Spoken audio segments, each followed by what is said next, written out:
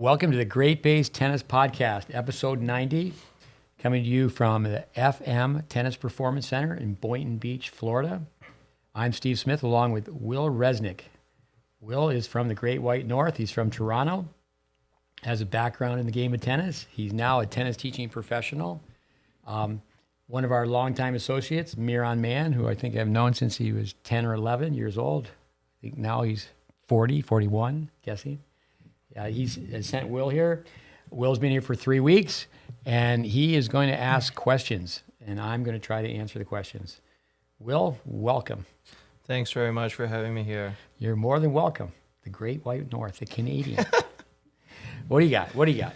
So, firstly, why did you become a tennis coach? Because you said you were a hockey player before, and it sounds like you were a decent hockey player. Why not become a hockey coach instead? Well. Decent is probably a very good word. I've been good at three things in my life. Very quickly, people have heard this before. I was good at Lincoln Logs, good at street hockey, and feeding tennis balls. When I was a young guy, it was appealing to me to learn how to play tennis. It was appealing to get out of the snowbanks of upstate New York. I discovered through a story of circumstance that I could study tennis and travel the world. A lot of people thought I was crazy because I really loved tennis. When I grew up in a hockey family, I was born in a town very close to the Canadian border. Very quickly, when I was in college, better yet, I'll even backtrack. When I was a freshman in high school, I had a bad birthday. Instead of being able to play bantam hockey, I had to play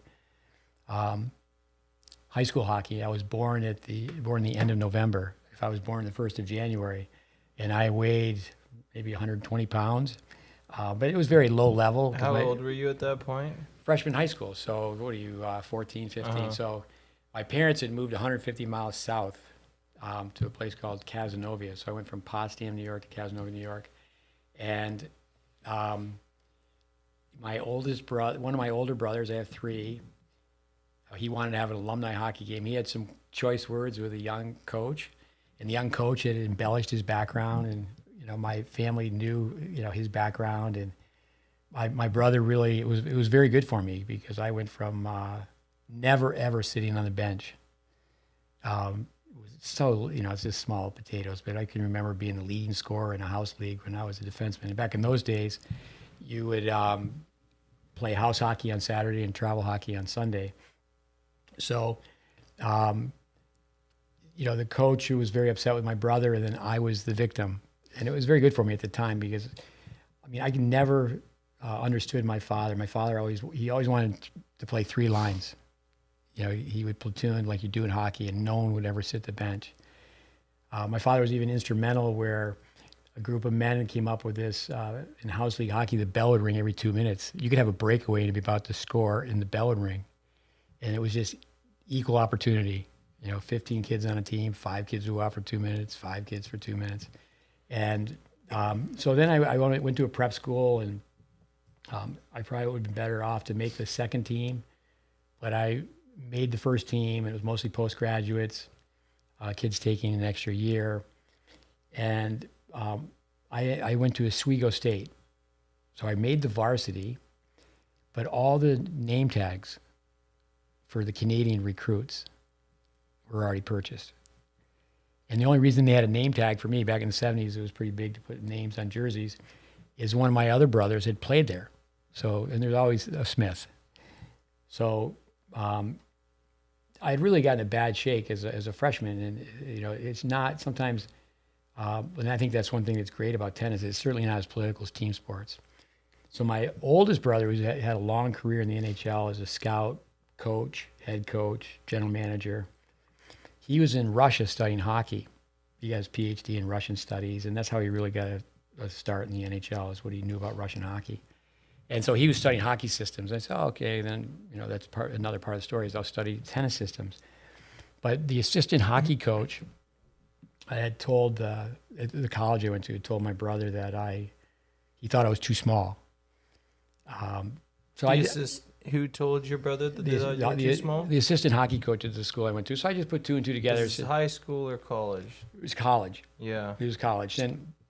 And with so it was great to go to college and try out for the team, and and that's everybody in that small area to prove people I really got a bad shake when I was a freshman in high school. I ended up going to prep school. My father probably rolled over his grave is that I went to prep school for hockey, but I did go to a prep school that had its own hockey rink, and it's to this day it's Kimball Union Academy. It's ranked in one of the top 10. I don't want to sound really ignorant, but prep school is boarding school. Right. And so you went to boarding school when you were 14? No, I only went my last 2 years. But anyway, I just felt, one, I thought it was very intriguing. I didn't know what I was going to study. And to study sport back in my day, if you wanted to be a coach, you would become a PE major, phys ed. Mm-hmm. You would teach 20 sports, jack of all trades. That's in college? Yeah, that's what people would do. Jack of all trade, master of none. Not to belittle being a physical educator, but you'd have so much passion, you would do that so you could coach a team in the afternoon. And but no, I'm a product of the tennis boom, where the tennis tiebreaker came on the scene. And what's the tennis tie? You mean the tiebreaker? That's because originally people just played any set could go theoretically. Yeah, a set would not end at 6-all. I mean, a set would go 22-20, so tennis could not be put on TV. So then at what point during the 20th century did they decide this may not make sense? James Van Allen in 1970, that he invented the tiebreaker, and that's when they started using it. And it's changed. It was lingering death. Let me get it right. It was sudden death. It was sudden death at one point. Now it's Bud Collins, a late commentator. Lingering death means win by 2. But at one point, the tiebreaker was 9 points, and it would be 4-all. And you would serve 2, I would serve 2, you would serve 2, then I could serve 3. So it wasn't really fair. So a lot of times the person could serve 3 to finish. Yeah, so it would be 5-4. So anyway, to get back to your original question, is also when I was a kid, women weren't playing hockey. It was unfair for women in sports back then. There wasn't that many opportunities. I look back at it and go, I would have loved to have been a hockey coach. But again, it was just, tennis was happening all over. And again, story of circumstance. I remember hitchhiking everywhere. And Dave Eddy was 10 years older than I am. What do you mean you were hitchhiking? Is that after college? You just went... When I first started, back in the day, boys, not girls, but you would hitchhike. To stick your thumb out and you get a ride. And what age were you hitchhiking? Well, you start to hitchhike, back in the day, 15, 16 years old. And again, come back to Dave Eddy. I can remember my mother saying is that you were told when you were hitchhiking to memorize the license plate. And if you were in the car with a strange duck, you'd rattle off the license plate. And my mother said, listen up, my mother would say, then they have to kill you. So, but no, Dave Eddy was a tennis pro in that central New York area by Cazenovia. So then I had no exposure to tennis. And so, but I had a little bit because before I went off to a fancy prep school, my parents got me a job as a dishwasher, and I was in a cabin in the Adirondacks. And when did you get the job as the dishwasher? I was back in the day, you'd work all sorts of part-time jobs. Everybody got a job when they're 16. So the summer I'm 16. I'm working as a dishwasher, staying in a cabin not too far from Lake Placid up in the mountains. And there was a couple tennis courts. So I started banging the ball around. And then I went to prep school, and outside my dorm windows, some courts, I started banging the ball around. And then my senior year, the hockey team was allowed to do off ice training, but they reinstated a rule where you had to play a sport. So I used to run cross country to get in shape. So I tell the coach, I tell the athletic director, he's telling me I should run the 2-mile, and I signed up for tennis. I then, when I went to Oswego State, and that really wasn't my first choice. I mean, basically you're judged on LBS, how much do you weigh in hockey? And I wasn't very big, and then also your SAT scores. So I went out for the tennis team at Oswego, I mean, I'd been knocking balls around. Basically, you just knew how to keep score. But this is when you were 16 or 17 No, and you just started at 16?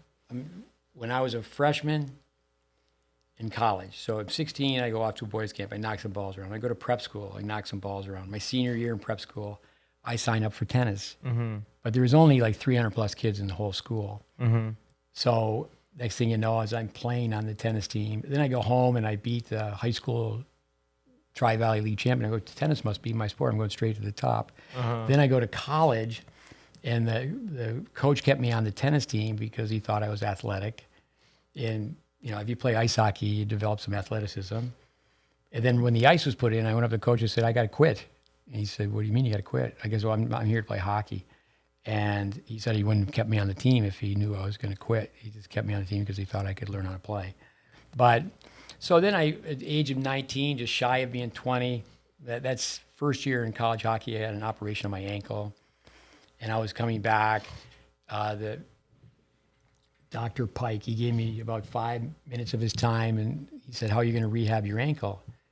And I said, I like to do a lot of distance running. He said, well, what else do you like to do? I said, I knock a few tennis balls around. So I started knocking tennis balls around to get back in shape for ice hockey. But that's when my older brother was in this hockey, retreat, workshop, study. He was in Russia. And the assistant coach of the college team said, Herbie, the head coach, Herbie Hammond, he thinks your brother's too small. And I heard that, and I said, because I already knew that when I went out for the team, it was unfair because the jerseys, the name tags for the jerseys were already ordered. So so I'm a transfer druggie. I mean, hockey was my drug. And I just snap of the fingers, I made tennis my drug. But I entered tennis where it's like, okay, this can be on my terms. It's not a matter of somebody telling me that, well, you're too small. Because I know it wasn't the highest level, but I had the skill level to make the team as a freshman. I had the skill level to play. The prep hockey I played, it was just, loaded with kids who went on to play Division I hockey. Mm-hmm. So anyway, how I got into tennis, like a lot of people, story of circumstance, but mine is different. Where it's not like I knew I'd hit balls when I was 9 years old. I really formally got into tennis at 19 when I got on an airplane. I flew to Florida, withdrew from school, and so you just realized tennis is my passion. What were you studying in college? There was a college bar called Buckland's. I was studying Buckland's. Now, college hockey players, that first year, I think it's like going down Skid Row, but I had no idea what I wanted to study. Liberal arts. Liberal arts, that means no skills. But no, so with hockey, I love it. I love it to this day. Hockey's in my blood. But, I took the same, passion I had for ice hockey and just put that into tennis. But I think also that's where I have a BS detector. People in tennis, for the most part, almost 50 years later, I've been in this game, and people don't really have a BS detector. In ice hockey, they do. Mm-hmm. But there was no turning back. I mean, I later went back to school, and I don't think that was of any great significance. But people ask me, about your education, and I say School of Hard Knocks. So I became the perennial tennis bum of Boca Raton, and I think tennis coaches should do that, where I took the role of starving artist, and I worked nights so I could play tennis all day. And in being an ice hockey player, if I had instantly started taking money for teaching tennis, hockey people would just call you out on that. Like, you just started in tennis. What are you doing charging people? You're such a phony. And but I go back, and so I did learn how to play. I mean, it went the route where I'm living in a van, going to tournaments. I just did that for 1 year. Then the next year I traveled all over the country in a van, going from one tennis camp to the next. So you got to Florida at 19, and you're saying then for 1 year you were playing tournaments? No. By the time I got to Florida, then I found out, like, whoa, I had no exposure. Mm-hmm. For somebody who made a college tennis team, for somebody who beat a high school champion, or in their first semester moved up the lineup and played on the varsity at this little prep school. And then I got to Florida, and 10-year-olds wouldn't hit with me. I mean, I had to start from the bottom, and And no, I mean, it's Arthur Ashe says it quite well. I mean, or the late Arthur Ashe, past tense. I mean, 3 years to be a fair player, 5 years to be a good player, 10 years to be a great player. So, but I think that for one point in my life, I mean, I was hitting as many balls as anybody on the planet, but I was taking tennis lessons too. So now I was reading, and I know that I spent endless hours practicing, myth after myth. Myth after myth. What do you mean myth after myth? Like if someone says like roll your wrist to get topspin, you asked yourself, is this true? And then you tested out the theory through experience? Yeah, no, for example, as a hockey player, you hang on to the hockey stick, all hockey players, your bottom hand is an Eastern forehand grip. Your top hand is very close to a continental, even to an Eastern backhand. I would say continental. But so hockey players instantly can hit a two-handed backhand. They're pretty, they have a leg up because they have the right grip. But back in the day, it was one grip. It was the same thing that exists today. I mean, I think that... You mean in hockey it was one grip, or tennis it was one grip? Tennis. So that, the forehands evolved, but to the point where now it's going backwards, where, it used to be because the tournaments were on grass, the best players, 3 of the 4 Grand Slams. Yeah, so... toss high, arch your back, stay down. Yeah, come over the ball, come under the ball. And then really, the empathy, I mean, I just know around the world every day, and I think of children, every day, kids who have the dream of being good tennis players are given bad information. Mm-hmm. Because the profession is unregulated. I go very strong. It's even fraudulent, criminal. and then overnight, you can be a tennis teacher. So... But no, it was very good because I went through that process, I took lessons and then, you read and you listen. And then, my oldest brother said, his advice was try to surround yourself by people who know more than you. And so by the time I was 26, I got so I was a respectable player.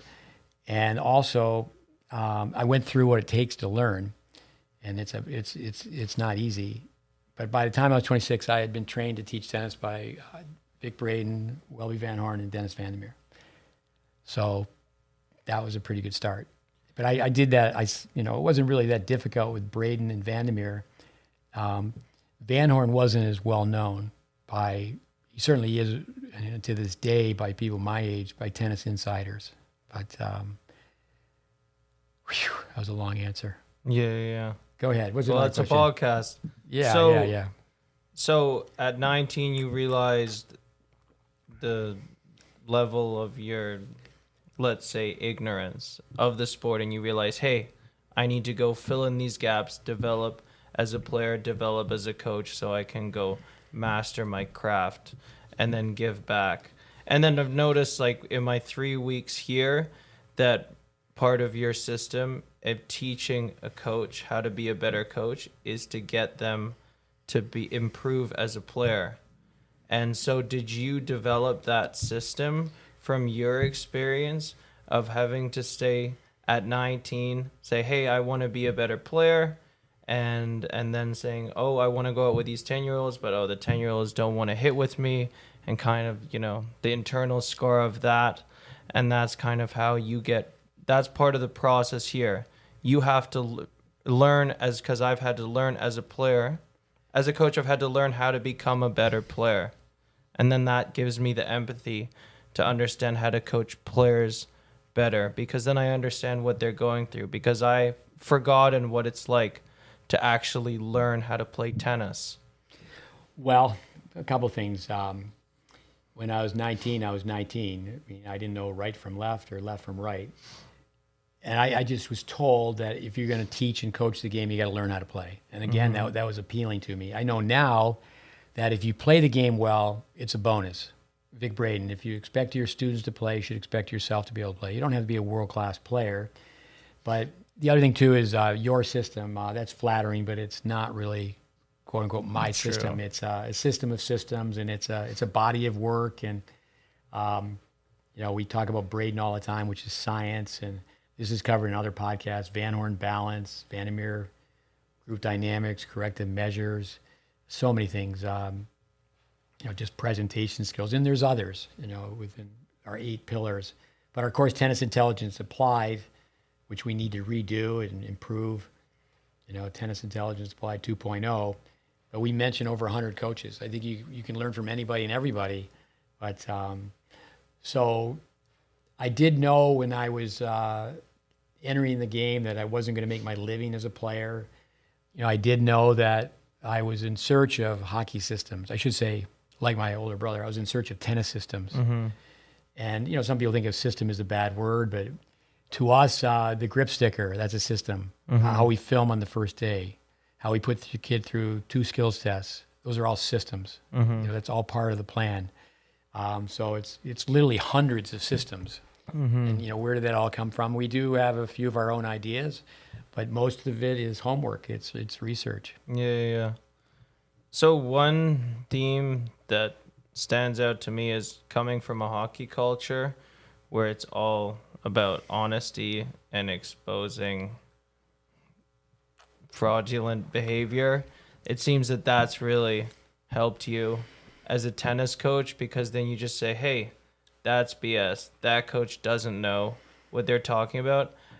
If you were to go inside the behind the scenes of the hockey culture of players, coaches, and parents versus the tennis culture of players, coaches, and parents, where do you think the main differences are, and the what tennis culture is lacking that hockey culture has that we need to change to close the gaps to make tennis players tougher and more driven? Well, actually, athletes? you're from Toronto. When I was a young kid, I was very fortunate. In that sense, more fortunate than my older brothers, where summer after summer, I went to hockey school in Toronto, and I was taught to skate by figure skaters. In hockey, if you can't skate, you can't play. And hockey's really improved. Mm-hmm. When I was a kid, the best hockey players in the world, they couldn't all fly. They all today can just fly. Mm-hmm. I don't think tennis has improved, not like it should, not in comparison to ice hockey. You mean as a sport? So say in the 1970s, the caliber of the players compared to like say if you were to compare ice skating to ball striking, if you can't skate, it's like I don't know anything about swimming. Mm-hmm. Although when I grew up on a lake, and we had to take certain classes up to life savings. Our mother was emphatic about that. Or I went to a prep school; you had to swim a mile to graduate. Mm-hmm.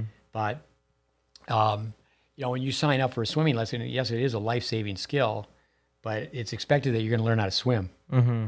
In tennis, it seems like that doesn't exist. You're signing up for tennis lessons, you're going to learn tennis. I think it's too much of an activity and not enough of a sport. But in tennis, it's really frightening is that you're compared to the person on the other side of the net.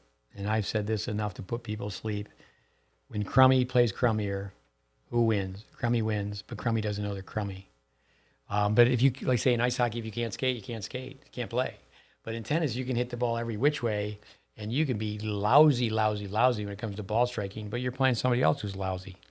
And it's not to make anybody feel bad, but you have to make a really critical study. Why are things the way they are? Mm-hmm. Most hockey coaches, they coach as a volunteer. My father was a volunteer coach for decades. It cost him money to coach hockey.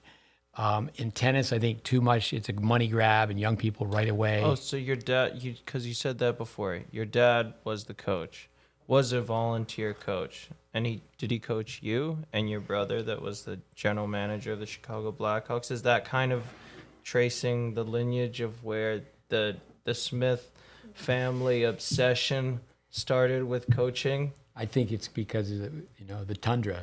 We're pretty close to the Great White North. All sorts of cold weather and snow, and you play an outdoor sport. But John Wayne, everyone's a coach. The late John Wayne, the actor, because everyone likes to give advice. Why is advice free? Because most of the time it's not worth anything. I mean, my father was instrumental where you couldn't coach your own kid.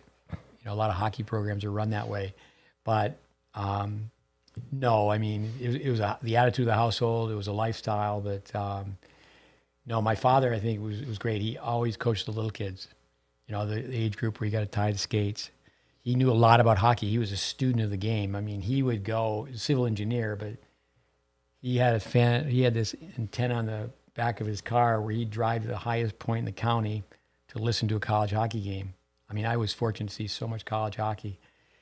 We had when we moved 150 miles from the Canadian border south, we had an antenna. And my mother used to joke, it seemed like the whole house was turning. But we could just turn this antenna towards Kingston, Ontario, and we would get a hockey night in Canada.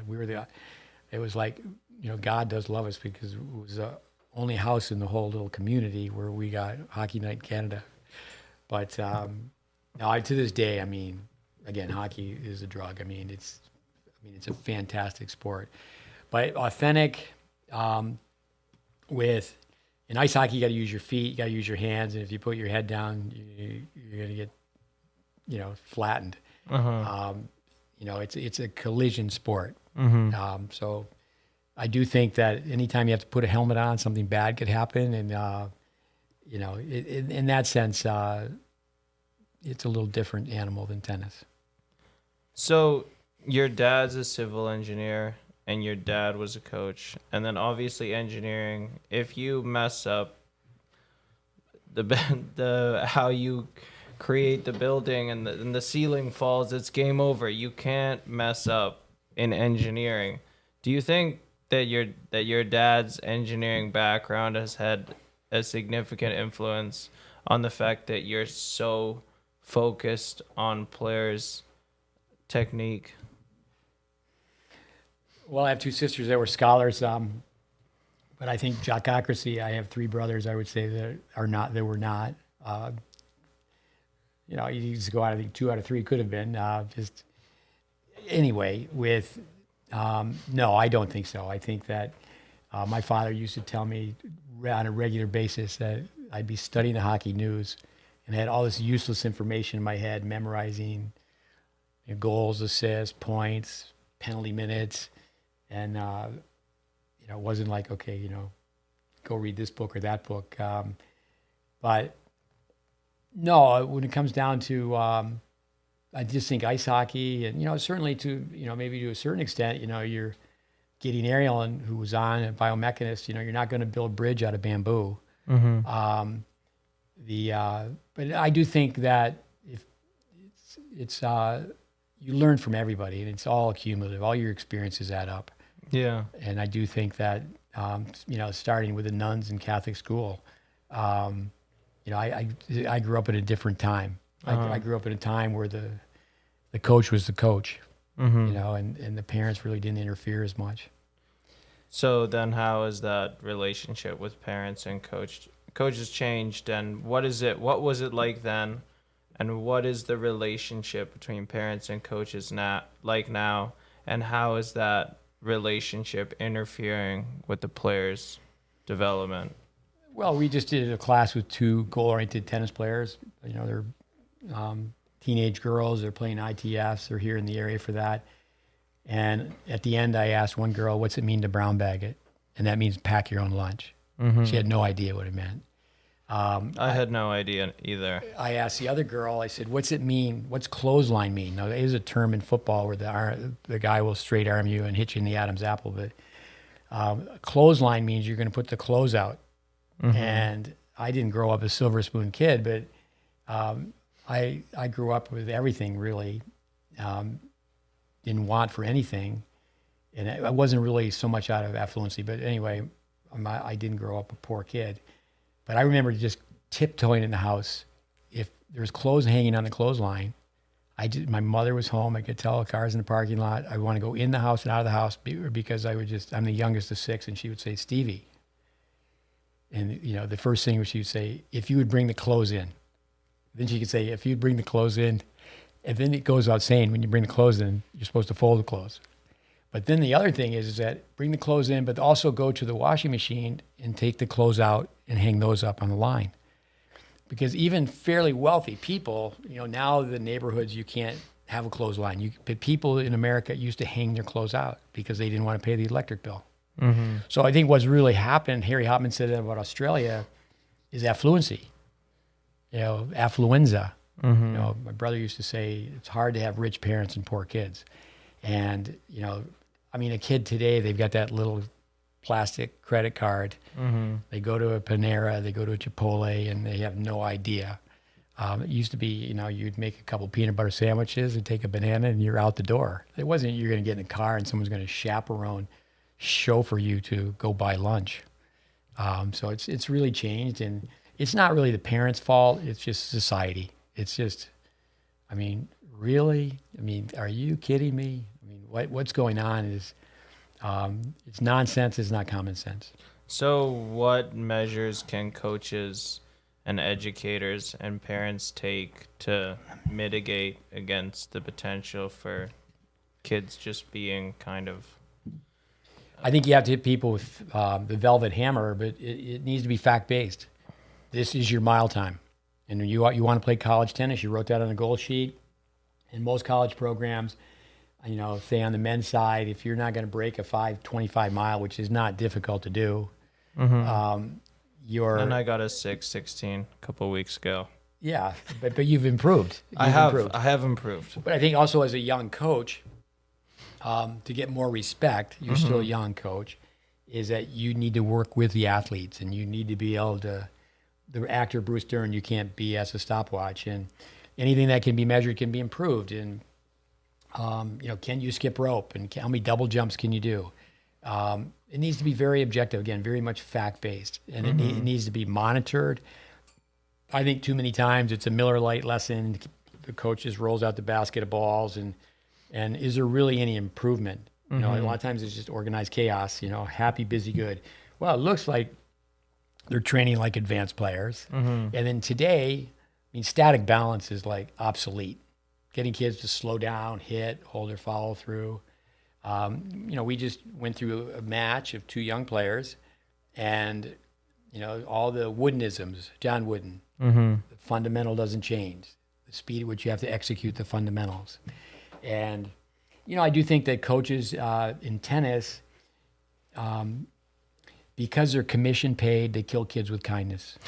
I do think in hockey or a team sport, kids can be abusive, or coaches can be abusive, and it gets into, it's terrible stuff, verbal is a lot better than physical and sexual. But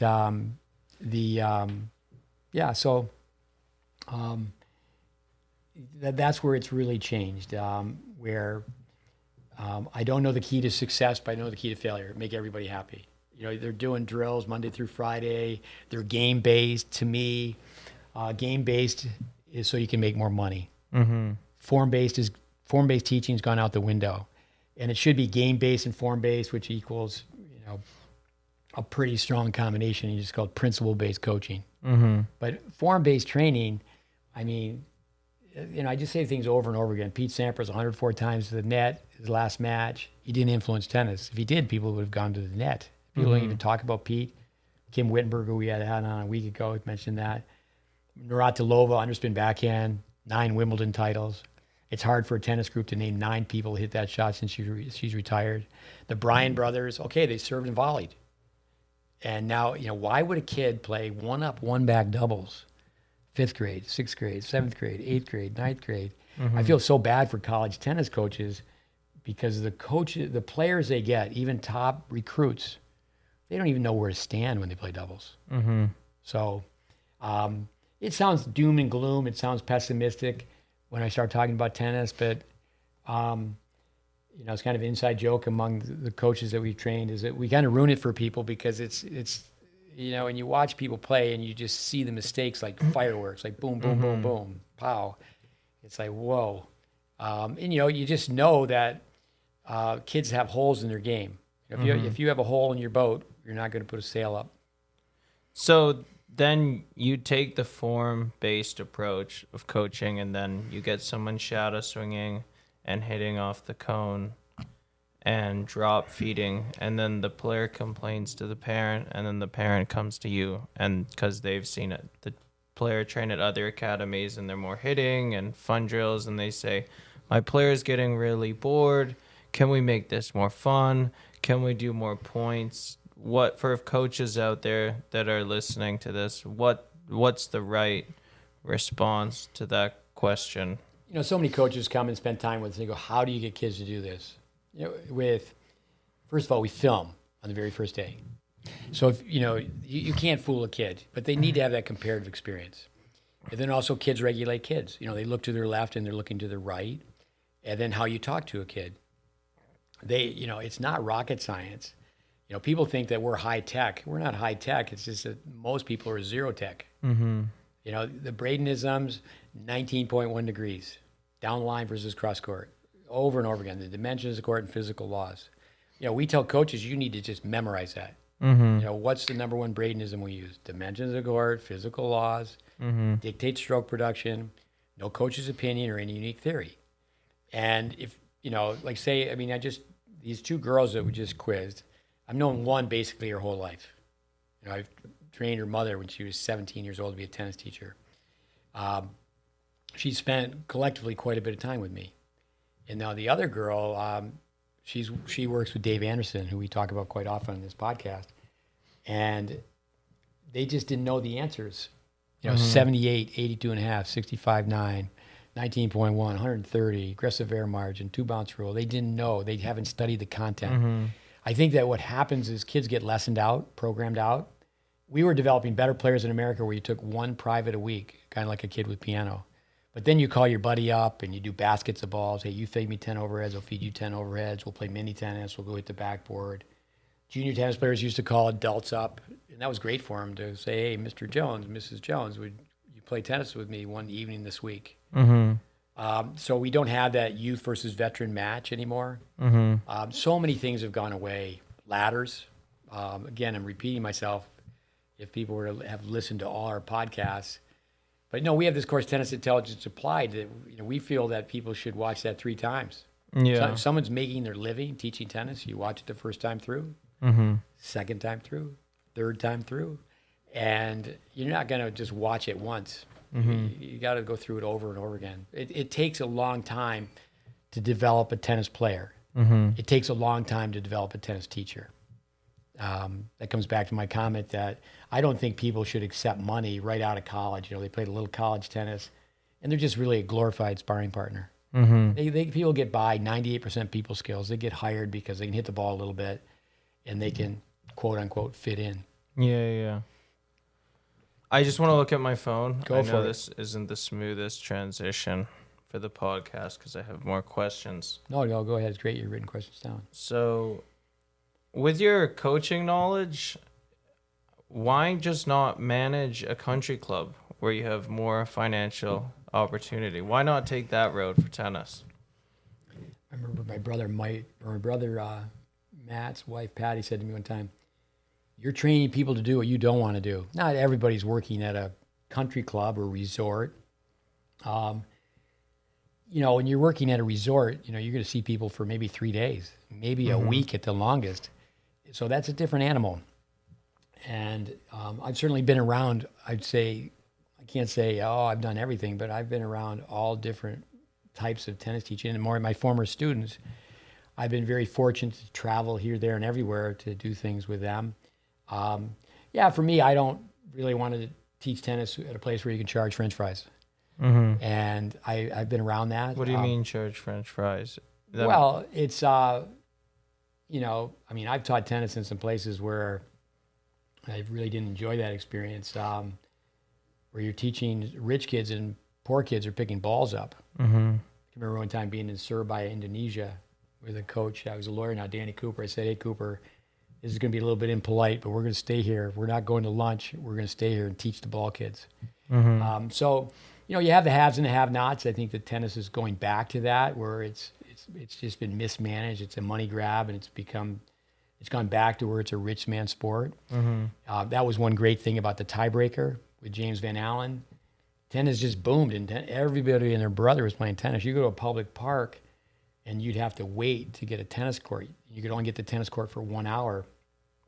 And pickleball is another topic, but I think tennis players should play pickleball and win and get in line and play and benefit from that, but play with your tennis skills. No, I've seen quite a few changes in the time that I've been in tennis, and it's kind of like the more you have, the less you have. and kids are walking around with big shoulder bag, and they got all these goodies in the shoulder bag, and kids aren't playing other sports, and it's like, hey, you're teaching kids, and they can't run, they can't throw, and they can't catch. But now it's the electronic toys. I think there's psychic income. I have some students who work at some pretty posh places, and I'll call them up and say, "Are you on your boat? Are you on your yacht?" I tease the people I train, like yourself. Now I've trained you, so that means you've been here 3 weeks, so that means I get 22.2% of your lifetime earnings. So keep sending. I don't remember signing that, but maybe I did. 22.1, I think. Was it 22.1? No, so don't get me wrong. I mean, you can teach tennis anywhere, and there's some country clubs that have produced players, but you can't have the country club mentality. Mm-hmm. You can't have it soft. I mean, if you're never around athletes. One of my sons went to a Jesuit high school, and it was sad that the tennis team didn't have their own courts. Mm-hmm. So he wasn't around the other athletes. He wasn't around kids running cross country and track, and they'd be ushered off and play 5 miles away from the campus. So you mean tennis players are isolated from other athletes, but most athletes are in the same general vicinity as each other? Yeah, we always say that tennis players, they don't have the connection between the bench and the brain. Mom and dad can write a check, put them in a tournament, just cross their fingers. To be around other athletes, one, to play other sports yourself when you're coming up. But just watching a football game and knowing that what's it mean to control the line of scrimmage? What's it mean to control the clock? What's it mean offense, defense, ball possession? But just character. It's all about character. Mm-hmm. And I do think that football, for example, wrestling has really been just decimated with Title IX. It's a non-revenue male sport. But has anybody ever watched wrestlers work out where they're trying to break weight, they're wearing a rubber suit, they're climbing up and down ropes, and it's just a tough culture. Football, I think football still teaches the hard lessons. In tennis, I know some coaches I've worked with that they just out of principle they cut their best player, but a lot of times that doesn't happen because people they sell out for winning, and it's not like, okay, these are the standards of our program, and we're not going to have any prima donnas. Right? Mm-hmm. Well, because you're the number one player, you get to do this and you get to do that. So, I think at every level of play, every level of tennis, you need to really make a critical study. Is it about winning, or is it about development? Mm-hmm. The type of work that I've been in is based on development. It's not based on recruitment. Mm-hmm. We don't swear in the podcast, but making chicken salad from chicken, Mm-hmm. Taking a C athlete and making them an A player. Yeah. Coaching anybody and everybody who's in your corner. You work at this club or this park. You're not out recruiting. You're not out being a merchant of flesh. You're not at the weekend tournament, being the glorified third base coach, and you want to coach the kid who's about to score. The GreatBase, the curriculum we've put together, is really for young kids. It's for everybody. I mean, Andy Fitzell's always saying, don't pigeonhole it. It's really for the best players at every level of the game. Mm-hmm. But young kids get such a bad start in tennis. I mean, it's just pitiful. I mean, a kid's, say, 13 years old, and they've been playing 5 years with a palm-up serve, and they don't even know it. And their parents have spent a fortune. Yeah. So the USDA does have staff members that travel around the country, and they evaluate referees. Because everybody wants to get to the U.S. Open and be a referee, linesperson, chairperson at the U.S. Open. And they're really looking for competency. But that needs to be done. There needs to be some police work. The grip police, the swing police, the body balance police. And that's you. Well, people ask me my goal. My goal would be to reach out from my grave, and we're working towards that. Not that I'm going to go to the grave tomorrow. Maybe I get run over by a bread truck tomorrow, but reach out from my grave and improve tennis teaching. It's really shameful. Where the game is headed, how the game's been taught. And, too many times, there's people who love the game, but there's people making decisions on how to teach the game that haven't put sunscreen on in 25 years.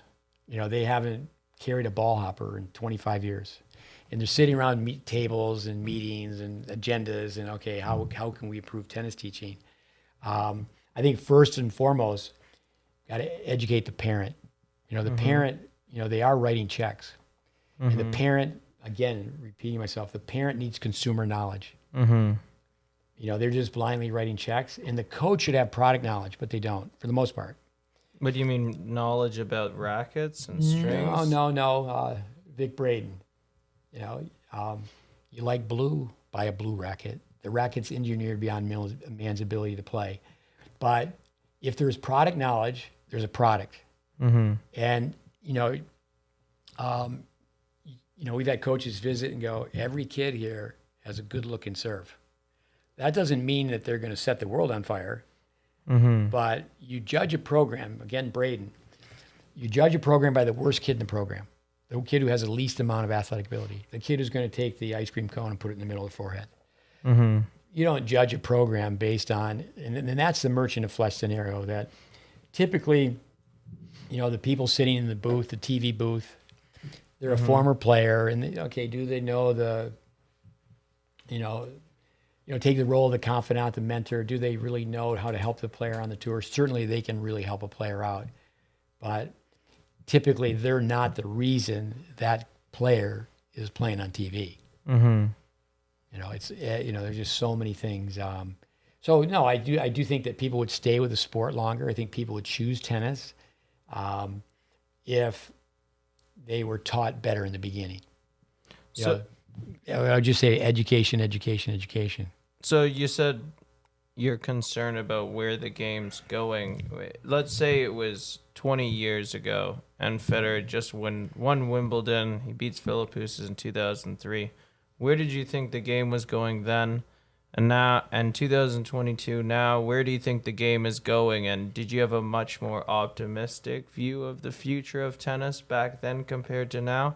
And if it is a much more bleak future, why do you think it's a more bleak future, and what do you think that future is?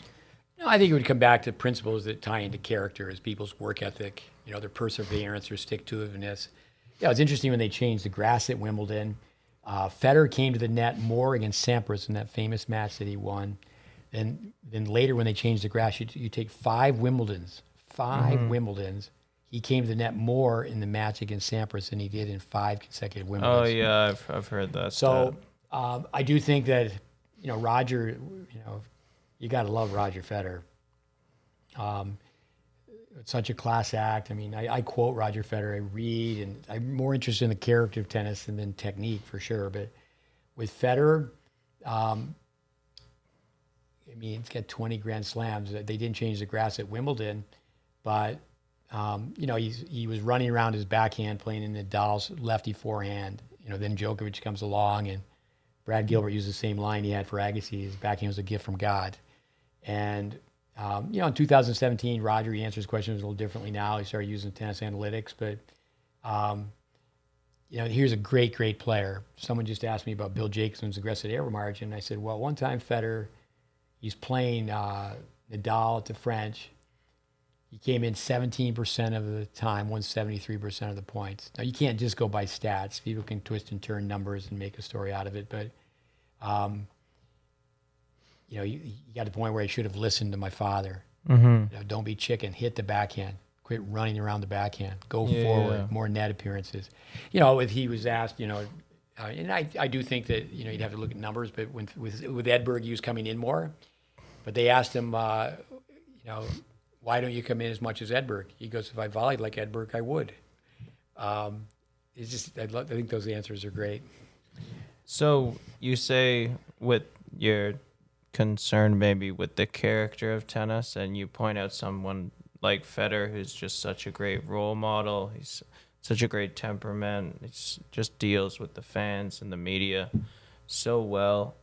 And then I think of someone like Kyrgios, who's got so much natural ability, but he throws his racket and it almost hits a ball boy in the face, I think, when he loses to Nadal in Indian Wells. And is someone like Kyrgios, do you think, part of maybe the issues with the character of tennis at the moment? Well, I think Kyrgios sells tickets. The bad boy of tennis. People used to love Johnny Mac play, and then on the senior tour, they're looking for him to.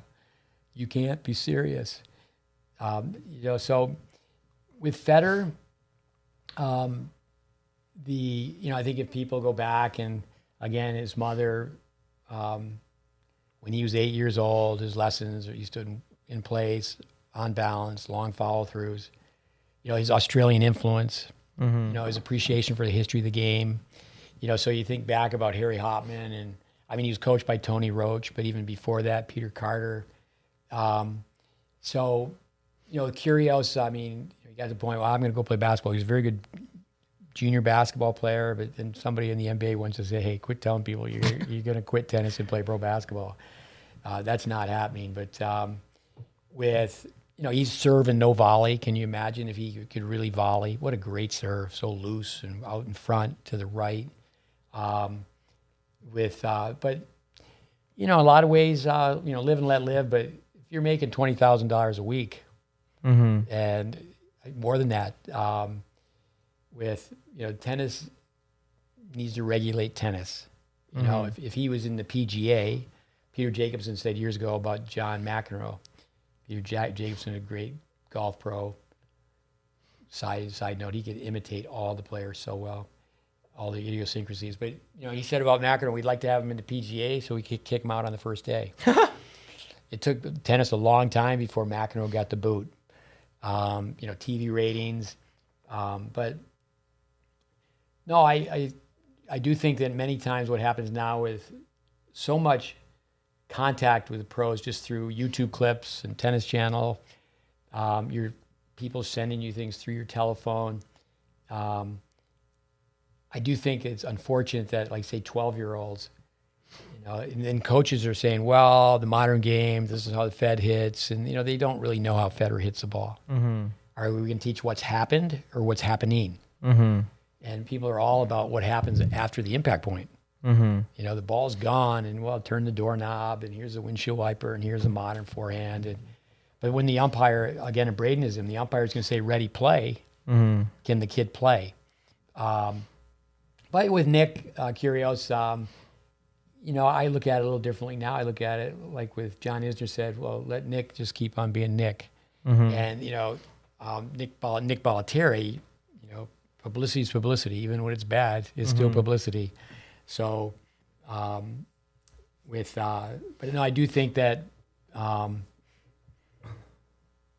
it has to be pretty extreme where the player's behavior, where they really heavily fined. A lot of times it's just a slap on the wrist. When Connors and McEnroe, they used to get suspended and they would make more money playing exhibitions, when they'd be bounced off the tour for a little bit. So Zverev played, I think, a doubles match this year, and I'm not 100% certain of the facts, but at one point in the match, what I recall what happened is he went up to the umpire's chair and he hit his racket against the umpire's chair. But my recollection is that there was no suspension. Do you think tennis is, if that's true, do you think tennis is responding to that behavior in the right way?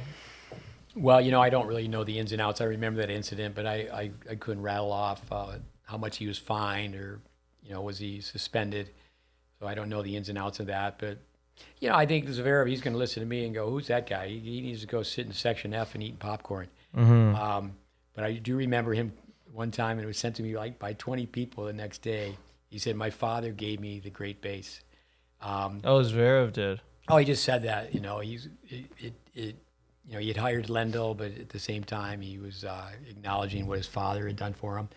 But great tennis player, moves well for such a big guy, and he's making millions of dollars.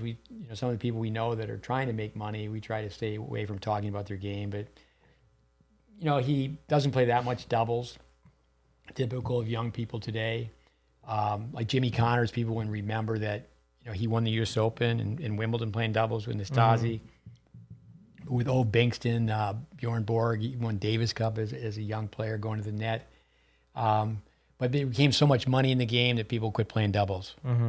I do think in junior tennis, it'd be great to have a singles and doubles ranking combined. Battle of Boca, great concept as far as getting people to play. And I know you've been around it for 3 weeks now, and people aren't playing doubles. It's too expensive. Yeah. It used to be like, well, we'll charge them $5 more. We'll add that to the singles entry fee for the new can of balls, and it wasn't looked at so much as a business. I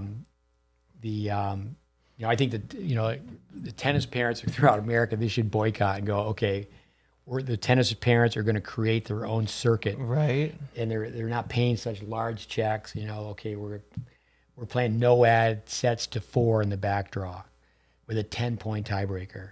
There's no such thing as a third set anymore. It's like, are you kidding me? So tennis does need a commissioner, and for the good of the game. And I do think that capitalism's not perfect. Not getting into politics. It's not like I'm a socialist, but said it for the third time. It's a money grab.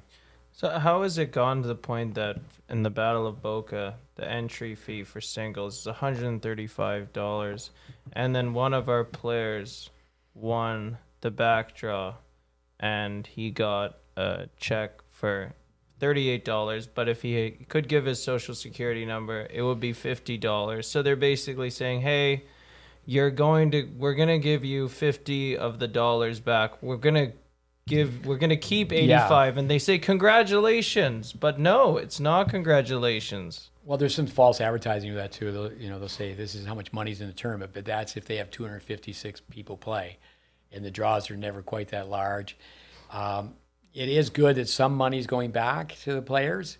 It's good that the NCAA now you can make $10,000 and still be an amateur, and if you put your expenses against that, nobody's really making money. You got to be such a good player to make money. But that is one thing with the USTA that's better than the UTR is the USTA has some regulations on what you can charge. This tournament was Boca is a UTR. It's a universal tennis rating program, and Dave Fish walked away from the organization. I did so much to launch it. Dave Howell really put it together based on the French system, and it's a money grab. That it should be genderless, ageless. It should be systematic. Where what do you mean genderless? Do you think the girls should play boys? Yeah. Billie Jean King fought for that forever. In 12 and under tennis, the boys and girls should be playing. We just have to have more tennis being played. We used to, in Florida years ago, have A tournaments and B tournaments. And you had to win 2 B tournaments to play an A tournament. You'd go to any municipality and there'd be a ladder, and you'd call someone up and who's ranked below you on the ladder, and you have to defend. And then you could call someone above. You have to play 2 matches per week, and it was free. Yeah. It was free. And the caretakers of the game, the guardians of the game, it's unfortunate. Tennis teachers should teach. I don't think it's a matter, well, I'm going to become a tournament director. Tournaments are always going to be there. ITFs, I was at the ITF the last couple of days, and ITFs, idiots traveling foolishly. You have no business being at an ITF tournament, but some people are under the impression that if you play an ITF, you're on the path to become a pro. And in this country, if you play a USTA, you're on the path to become a college tennis player. One thing that's amazing about the UTR is, some kids should be in their backyard in Florida playing a UTR, and they're in Barbados. A friend of mine, he makes a good living taking wealthy kids, Scandinavian kids, to kind of out of the way places like, say, Guam, Costa Rica, wherever, and with the idea they can get some, more. They can get more ITF points. But it comes back, mom and dad.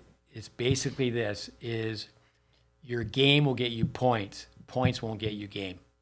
And with the UTR, people are obsessed by it.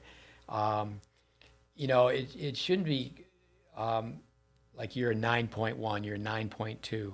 It should just be you're a 9. When it goes to the decimal point, then it does become a ranking. And it should be That happened in the U.S. So many mistakes in the U.S. where, you say Kalamazoo are, in San Diego for the girls, but Kalamazoo, among American tennis, I'm always telling American kids when they go to college, the foreign players you're playing against, they've never heard of Kalamazoo. But I think it was 1959, maybe it was 56, where Rod Laver, he won Kalamazoo. It used to be 64 draw, open to foreigners, played on red clay. And in the 18s, every match was best of 5 sets. In the under 18s? Yeah, NCAAs used to be everything best of 5 sets. Of course, it was different. Now you have to think of wear and tear on the body on a hard court. And the ball is going almost twice as fast. So when kids look at film and they go, oh, the pros were lousy. No, the pros were really skilled, but it was played at a slower rate because Chris Clora was on. I love his line. People are trying to launch missiles. And, some kids got a babble lot. Pete Sampras, son Christian, if he had played tennis, he was asked, what would you do? I recommend he learn to play with a wooden racket. Mm-hmm. So, tennis. So, Andy Roddick won the U.S. Open in 2003, and there's the last time, obviously, a man has won a Grand Slam from the States. Why do you think that's the case, and what do you think we would need to change in coaching in America to have another American lift a Grand Slam trophy? Kim Wittenberg said so many great things when we talked to him. That's a lie. Untapped. Kim Wittenberg. So Roddick, he wins. He's great. He's, 2 older brothers. That really helps out. His parents were very wealthy, but they pretty much raised him with kind of a blue-collar mentality. I just always was, on the outskirts of Roddick because when I lived in Tyler, Texas, the family lived in Austin, Texas. I came to Boca Raton, Florida. They were in Boca Raton or Delray Beach.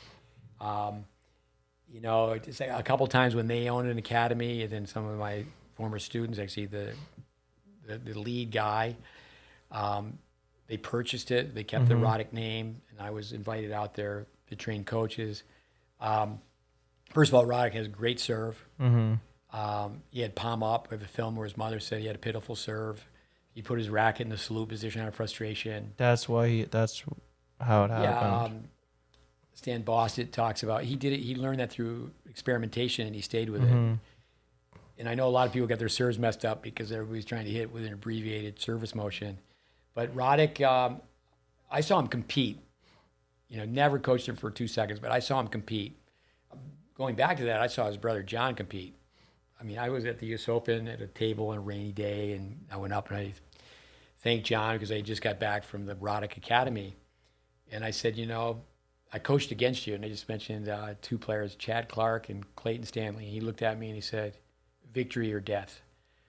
John Roddick was an animal, and John Roddick, the way he hit the ball, very similar to Andy. He's a good tennis player, played at the University of Georgia. And Roddick didn't make a lot of errors. Outside in on the backhand, no loop on the backhand. Again, a family, they were wealthy enough where he went to the U.S. Open. His birthday's right around that time, the 1st of September. And so many great Andy Roddick stories, but hungry dog hunts best. But why? I don't buy into the fact that we don't have enough athletes. It is true that, the public school sports, in the fall you go football, winter basketball, and then baseball. Lacrosse is really a growing sport now, fast growing sport. But, I do think coming from Nebraska, knowing football, knowing all sports, jockocracy, he just had a competitive mind. When I saw him play, I can remember I was the director of Seguzo Bassett, and he just was up the street. He just trained with Macy for a short period of time. But just to watch him play, there was a kid named Jason Hazley that we worked with. Another kid, his last name was Brooke. His father's a teaching pro. I remember they just came over and played matches. And, Roddick was just the ultimate warrior. Macy tells a story when they're playing flag football. He's the youngest, smallest kid. He runs down the field. He tries to tackle somebody. One of our students beat Roddick at the Kalamazoo 16s, and he never looked at the photos. You hear about people like that. He just cried for 3 days. I never was really around Jim Courier. We used to do some things for his foundation, but Audra's sister, I was around her a bunch, and she tells a story that the first time he lost, he cried for like 3 days. So That's Roddick. no, it's Roddick and Courier. Mm-hmm. Roddick's being introduced at the Hall of Fame, and Courier's sitting behind him. And he goes, I really like the fact that Courier's behind me because he had a crappy backhand too. But when you listen to people, do they have a dose of honesty? Mm-hmm. And he, through his parents, mother and father, he had that through his older brothers. So it's character. I mean, but so I mean, how many other countries are really developing Grand Slam champions? It's not that easy. I mean, how many Grand Slam champions are coming from France? How many Grand Slam champions? So Canada's doing well, but how many Grand Slam champions they have? They've got Bianca Andreescu, but Bouchard was close in a semi of Wimbledon, and Alex and Dennis are coming up, but to actually be a Grand Slam champion, then you start thinking on the men's side. I mean, Federer, Nadal, and Djokovic. I mean, it's been like a closed fraternity. Mm-hmm. But no, I think that we need to do a better job. A young kid, it's just circumstantial that we filmed quite a bit when we started doing more things. One of our students, Eric Oberhammer, he unfortunately died from leukemia, but he started our Facebook page. He's bedridden, and then from the time he died, we started putting something up every day. And this kid, we've had all sorts of kids become very good junior players. Victor Lilov. There's all sorts of film on Victor Lilov. And you've met some kids the past 3 weeks. Mm-hmm. And, I think of Anastasia, who you know from Toronto. She's really improving. Mm-hmm. And she had to totally rebuild her game. Mm-hmm. She played like 5 years and no, you got to go back to scratch. But then the girl, Taisia, is a couple years younger. What I would say is, can you imagine if we had 10,000 kids in the U.S. trying to play like both those girls? Mm-hmm. And that's what needs to happen. The coaches need to work together. We have to understand in tennis, the competition, and you do want your kids to play soccer and basketball and play these other sports, but to separate and have the kids choose tennis if they could really improve their skill set. And it comes down to information. So then how would you get everyone to buy into maybe I think you said before you don't like that phrase, but to choose the same system, something that goes along the system that you haven't created, but that you've built through the bodies of work that you've accumulated from other people over all your decades of I was experience. flattered by Vic Braden many times. He said, Steve, we should have had a master plan. And, that Vic and I should have been working together. And I said, yeah, Vic, you would have gone forward with a flashlight, making all these new discoveries. And I would have gone back with a club and hit people over the head. I mean, did you get it? I mean, your kids don't have the ready position. Your kids have, like Robert Lansdorp one time at the USTA, and he was the best. They had the Bs. They had Bollettieri, Braden, Burwash, Vandermeer, and Lansdorp. Big name tennis coaches in America. And, Peter's business, he's a Canadian, was based in the States. And Robert didn't swear, but it seemed like he was swearing because it came to his sake. He was like, for crying out loud, for freaking that, the USTA has taken all these kids, they're 15 years old, they're hanging on to the racket like it's a freaking frying pan. And I wasn't there, but I got a manuscript. Mm-hmm. And Vic, he was asked at that time, he started talking about brain typing. And I used to always tell Vic, when you go to conferences, don't talk about brain scans, electromyography. Just ask people to come out and take a tennis lesson. And right before their eyes, get someone to totally change their serve. And it's not like he was a magician, but, he self-made biomechanist, a licensed psychologist, but he actually was somebody who was in the trenches. Most people that have leadership roles and they're at a conference, they've never really taught tennis. They're just pretending. I mean, they say, well, this is how I do it. This is my program back home. And it's like, there's no program. I mean, come on, I mean, just to get someone to go from being a beginner to the point where they can play in college, that's not easy. That's not easy. So, no, so how would you, the expression buy in, You got to educate the consumer. So then they choose the right people. So what happens is tennis is marketed, it's regulated through making it fun. The kids want to come back. The only business is a repeat business. You go to a function, the USPTA, PTR. I've been a member of both for a long, long time, 40 years. And I was a tester. And I think people should, you're in the U.S., okay, become a member of both organizations. You can't have a critical voice if you're not an insider. But I think there's still more meetings on how to make money than there is on how to make players. You know, you're in the tennis business. You know, you go to a meeting, it's, you know, the overhead is not the overhead. It's all about finances. It's all about, you know, dollars generated and this and that. It's not like, okay, you know, where are we with, you know, our 18-year-olds? Where are we with the 16-year-olds? And it should be like a train where the older kids are pulling the train and the early childhood development, the ECD group. That's the caboose. And you know, people are bopping and shopping, and in America, you know, they don't stay with the same club, but there's two sides to that. You know, we have an article that's on our website. You know, why do people change coaches so many times? Well, a short answer, the pros do the same thing, and people look at what the pros do. But, you know, certainly there's a great deal of incompetency, but, you know, are kids really taught to give back to a program, or they just take from a program?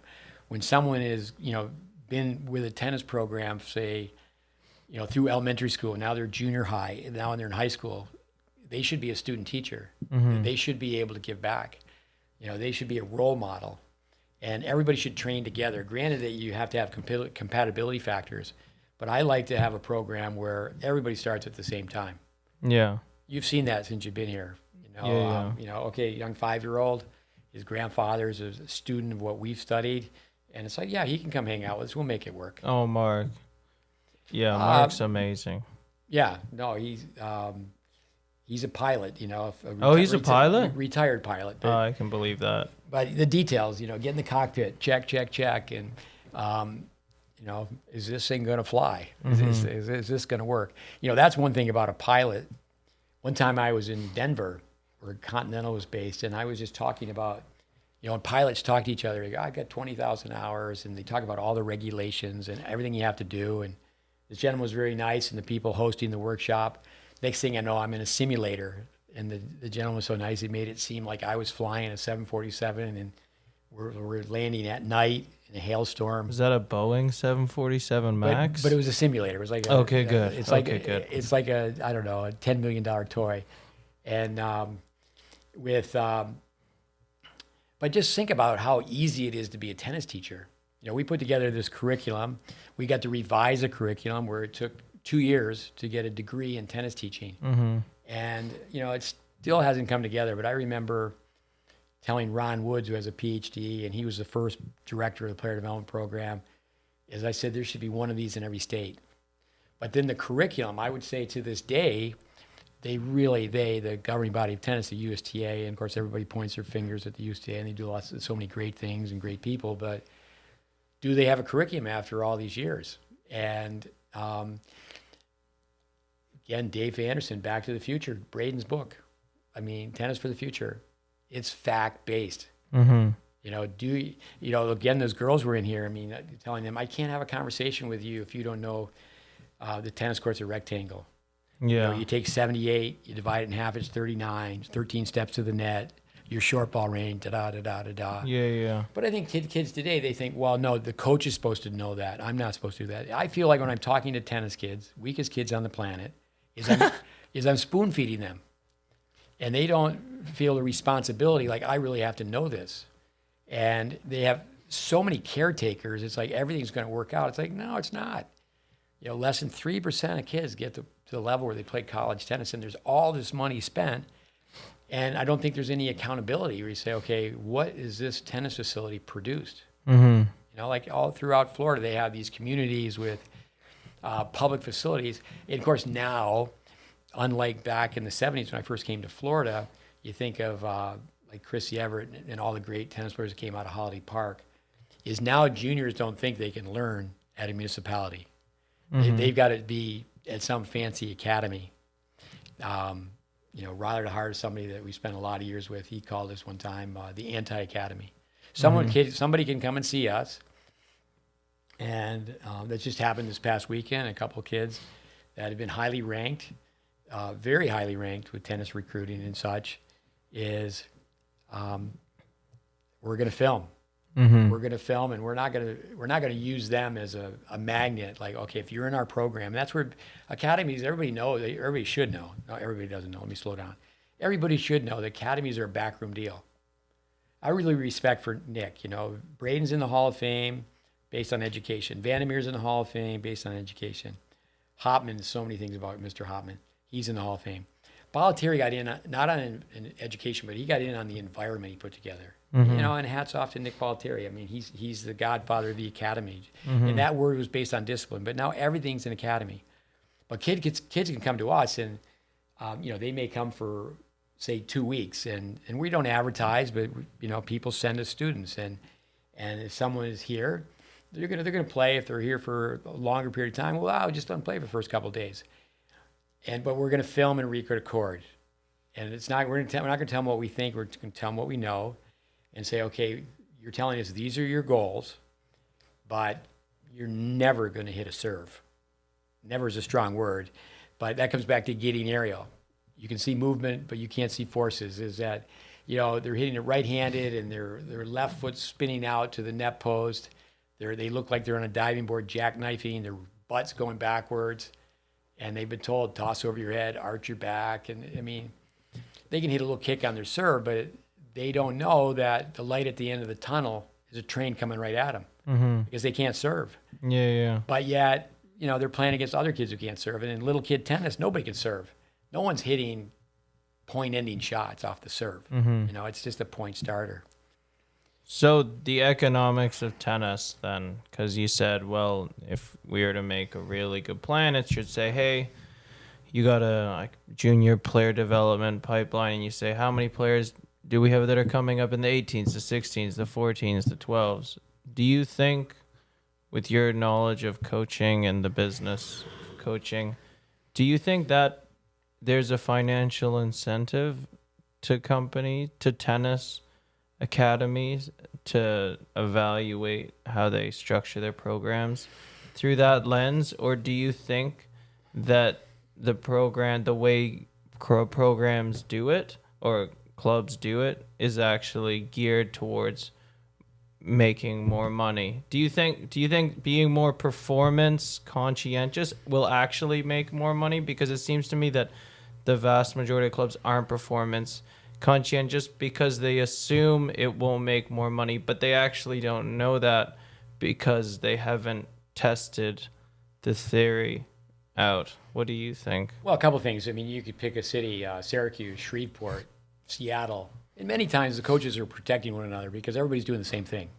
Okay, you get a kid on a ball hopper that's played a little high school tennis, a little college tennis, and the glorified ball feeder. At another level, parents looking for a shortcut, and they're looking for the glorified sparring partner, because they think, okay, this coach can hit the ball quite well. The individual becomes bigger in the program, and then the parent, says, no, I'm not going to do the program. I'm going to go hire this sparring partner. And the sparring partner is compelled to talk because they're overpaid. And again, I say things over and over again. In boxing, the sparring partner wears a helmet, a mouth guard, and they don't say anything. With money, people are so concerned about the bottom line. I did some work for Tennis Corporation of America, Midtown Tennis, years ago, and it's the bottom line. And, so we're going to knock down the estate and build a house. But you got to educate the consumer. So what's going to happen is people are going to fall by the wayside. No, I don't want to do that. It shouldn't be based on what a kid wants. Have them fill out the goal sheet. They want to be a college tennis player. They want to be a pro. And then you have a written file and video file. It takes work. It's labor intensive in the beginning. You skill test the people. And then it's like telling the parents, your kid is in the 9th grade and they got a 4th grade reading level. Boom, it's education. And then you have a video, and then you have to make that video and send it home for the parents to watch. And the coach isn't there. Watch this narrated slow motion analysis. You feed them 25 shots to designated targets, and they make 10, and you go, hey, your kid's at the 40th percentile. So you learn from other walks of life, like Dennis Vandermeer, who had a background in the military that really helped him with group dynamics. But Vandermeer, he studied elementary school teachers. And so if you were to be people motivated first, there's going to be profit. People don't think engineers can sell. The engineers can sell because they really know the product. They're not the rah-rahs. They don't have the, get myself in trouble, like the marketing person's mentality, but they know the product. And so, I've gone places and told people, well, why don't you do this? At least have a divide where this is how you're going to teach the kids, from age 5 to age 10. That's what you're going to do. So it's not a matter of, okay, we have to totally change this. You can give kids, Vandermeer was excellent at this. I did this for a while, and it was really good. Dennis had a program where, I get it right, where Tuesday, Thursday, and Saturday match simulated drills. Now, we that's how we did it, but we took the idea from Dennis and tweaked it for our program. So Tuesday, Thursday, Saturday, it's match simulated drills. Monday, Wednesday, Friday, we're working on skills. And now kids don't sign up for Monday, Wednesday, Friday. Of course, they don't want to come out and shadow swing and toss balls to one another and hit balls in the alley. Kids don't even know why they hit balls in the alley. Okay, the alley's a sidewalk. Down the line's a sidewalk. Cross court's a sidewalk. Path of the racket, path of the target.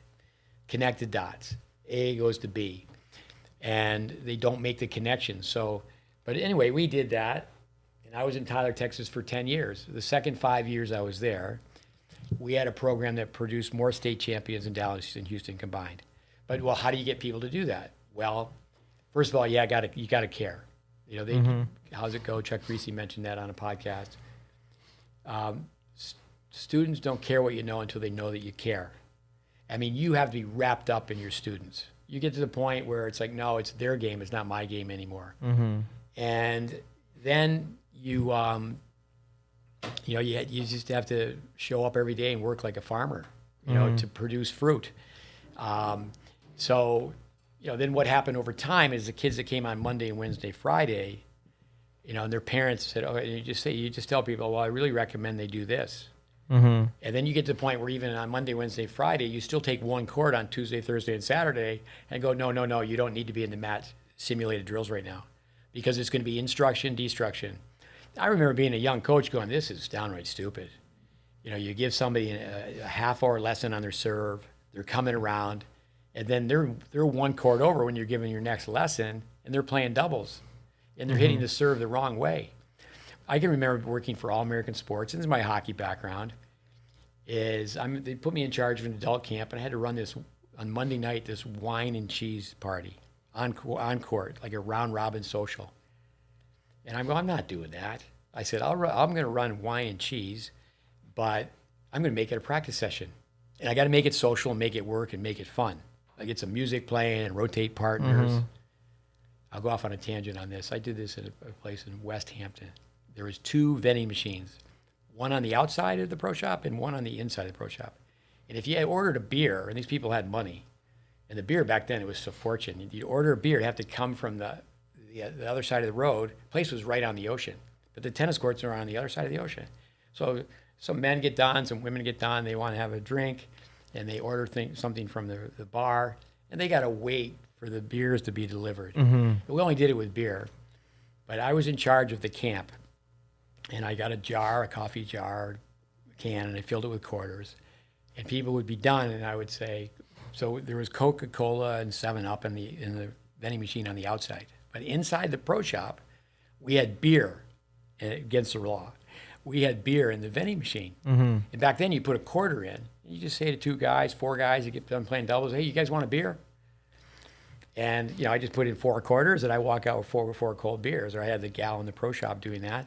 And I got everybody to swear, even to the point where we have to hide the empty beer bottles so management won't see them, and we can't put the empty beer bottles in the dumpster. And I said, there's going to be a tip jar, and everybody will just split the tips, and it worked like a charm. Did it for an entire outdoor season, and it was just great. But That's a tangent for you. The vending machines. What else you got? What else have I got? I'm going to check my phone. This is my brain, actually, because I can't form long-term memories anymore. I wouldn't, I'm done with the skills to use my phone to type notes. I'd have to use pencil and paper here. True. So, is pickleball bad for a tennis player's technical competency to play pickleball? Right now, if you can't beat them, join them. If you can't beat them, join them. Good play. I know we need to order some pickleball rackets. I have some spec rackets, and I think that's fantastic that they're putting this together where it's, I think maybe you could show up and play pickleball with a spec racket. That I don't know how that would really work, but Dave Fish used that term. I never heard it. A bridge sport. If you play, it's like, paddle tennis where they took a wooden paddle, perforated holes in it, punctured tennis ball. Althea Gibson, Pancho Gonzalez, Bobby Riggs started with that sport. And but with pickleball, I was told, well, the kitchen, I went to a clinic once. I've never played it, but I watch it. I walk by it on a regular basis. And, it's such a casual sport. You show up, you sit on the bench, and you just get your turn to play.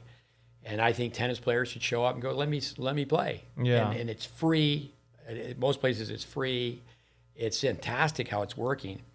And, we missed the boat where people my age, hey, would you play with a green dot ball?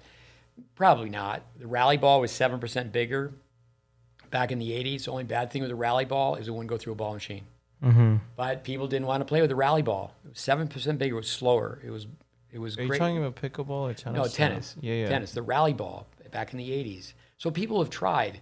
We used to take tennis balls, put them in a washing machine, and take a metal brush to try to slow them down. And for the longest time, get people to practice with dead tennis balls because, the same thing with the transition balls. Slow it down. But it's gone away. Why can't kids play mini tennis and just be told don't hit the ball hard? So I think we missed out with pickleball. It's invading tennis. Mm-hmm. I heard someone who's an expert, Brandon Flanagan, FM Tennis Performance Center. He introduced me to someone here who has 5 squash courts and was a top 10 player in the world in squash. And he said that he's all for pickleball, but they're invading tennis. And around the country, we have too many empty tennis courts. There's some major companies. I understand Lifetime Fitness is spending a lot of money converting tennis courts to pickleball. So you need court time, you need athleticism, you need competition. I would have kids play tournaments. I would say, hey, this weekend we're going to play a pickleball tournament because tennis skills still prevail.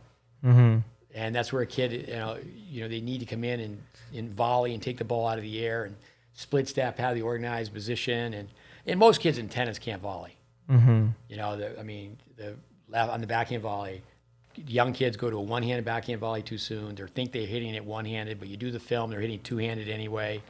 We have this film of Sampras that's on, of course, Tennis Intelligence Applied, and he's just driving a two-handed backhand volley. And there's so many name coaches who will say never hit a two-handed backhand volley. Mm-hmm. So little kids, the argument on whether you should change your grip or not, you have to straighten your arm out on a backhand volley. You have to turn. There's time to change your grip. But kids aren't even volleying. Mm-hmm. You go to a futures level tournament, people aren't even warming up at the net. You go to an NCAA Division I match, Power 5 conference. And I hate to say it, but it's a good chance that 2 of the 3 teams are playing one up, one back. Mm-hmm. It's a crisis. Yeah. It's like, let's stop the bleeding. Let's help out. And I do think that people, are too politically correct. Wayne Bryan, what happened to his letter, a famous letter that he wrote? And he's a Pied Piper. He's been great for this game. How he's been with his wife as well, Kathy Blake, how their kids are just ambassadors. They're not kids anymore. Ambassadors for the sport. And I don't think that you can just tell everybody, hey, you're doing a great job, and everybody's edifying one another. Mm-hmm. Look at what's happened to high school tennis. High school tennis, this idea of a no-cut policy. Well, isn't that great? Everybody signs up, and for 15 years I was in Tampa. I spent a lot of years at a place with 28 tennis courts, and high school tennis was like a picnic. It's like it's your turn to bring refreshments. Mm-hmm. And you're bringing cupcakes to tennis practice or cupcakes till they can have after the match. And it's like, let's have tennis be a sport. And, we're not working as hard anymore. College tennis, it used to be you couldn't play your freshman year and there'd be a developmental program. I remember one time being in Tyler, Texas, at a big high school function. And I was asked to, certainly I'm not, very well known, but okay, I'm in Tyler, Texas. I'm running this program. I'm introduced, and I'm there to hand out trophies. Yeah, I'll do that. But I said, what about the JVs? And they said, there's no trophies for the JVs. It's just trophy for varsity. And I said, well, I apologize, but I can't hand out the trophies. I said, you got to be kidding me. You have trophies for the varsity, but not trophies for the JVs? Who's the JVs? It means junior varsity. People don't even know what that means. It used to be on the USPTA test. JV also means junior vet, like 35s. Uh-huh. And so now everybody makes the team. I've coached so many kids. So many kids have been sent to me over the decades now. And, they're a pretty good player, which means they're pretty bad. And they're number one at their public high school. They're the number one player. That's such a bad message for kids. But now what happens is kids... What's a bad message? That they're a freshman and they're the number one player in the building. No, there's no way you should be the number one player when you're a freshman. Mm-hmm. But what happens is kids who play homeschool, they don't play team tennis anymore. And that's too sad. I used to be a big proponent. Play high school tennis. Be a part of the team. And, then you get to the point, just like pickleball. If you can't beat them, join them. Go, well, now, you're going to play all these matches and they're 6-0, 6-0. And here in Florida, it was 4. I'm not current with the rules, but the Bollettieri's, the Saddlebrook, the big academies, is they can put a team in the high school state tournament, mm-hmm. and you only have to play 4 matches. That's what it was. Maybe they've changed. You only have to play 4 matches to play in the state tournament. And also too is that kids play high school tennis and they don't have to go to practice. Mm-hmm. That's a bad message. Yeah. Even if you're the best player. So my father used to use the term prima donna. Is when a kid becomes a really good player, it's not that the kid changes, is everybody around that kid changes. Oh. I've had so many kids that not only in this country, but Canada, Germany, England, where they became number one. Mm-hmm. And then they're taken away from the grassroots training, and now they're with the governing body of tennis who has money and has wild cards. Mm-hmm. And it's just crazy, crazy, crazy tennis. The wild, wacky world of tennis teaching. So will Djokovic win a Grand Slam this year? I really haven't been paying that much attention to pro tennis. I usually do a lot of computer work and I'll have the tennis channel on, but here as of late, I've been spending too much time watching the news. But I think with Serena, for example, she's obviously older now, but she went so many years where she wasn't playing enough matches. Mm-hmm. So, Djokovic, not being, say, tournament tough, mm-hmm. the title, one of our guests, Carlos Goffi. No, I think that he can put it together. I mean, with so much experience, inner belief system. But is he a little bit off? I mean, I've watched enough to go, yeah, he's a little bit off. With Jim Larry used to always say that is you can't stop playing tennis. It's very, mm-hmm. very difficult with, you think about people who've taken a layoff like Borg, mm-hmm. McEnroe. When they came back, if they were away from the game, for say 6-9 months, it's pretty difficult to make a comeback. It's been done for sure, mm-hmm. but no, I think he can. But I mean, he's 120, and with he's he certainly yes. I mean, he would be. When I look at Alcaraz, I have the crazy thought that he could win 20-something Grand Slams. Do you think that there is a possibility? Oh, there's always a possibility. Man, he's a really special player. I was talking to someone, I was introduced to someone the other day that grew up with him, 4 years older. And just that's what I like is I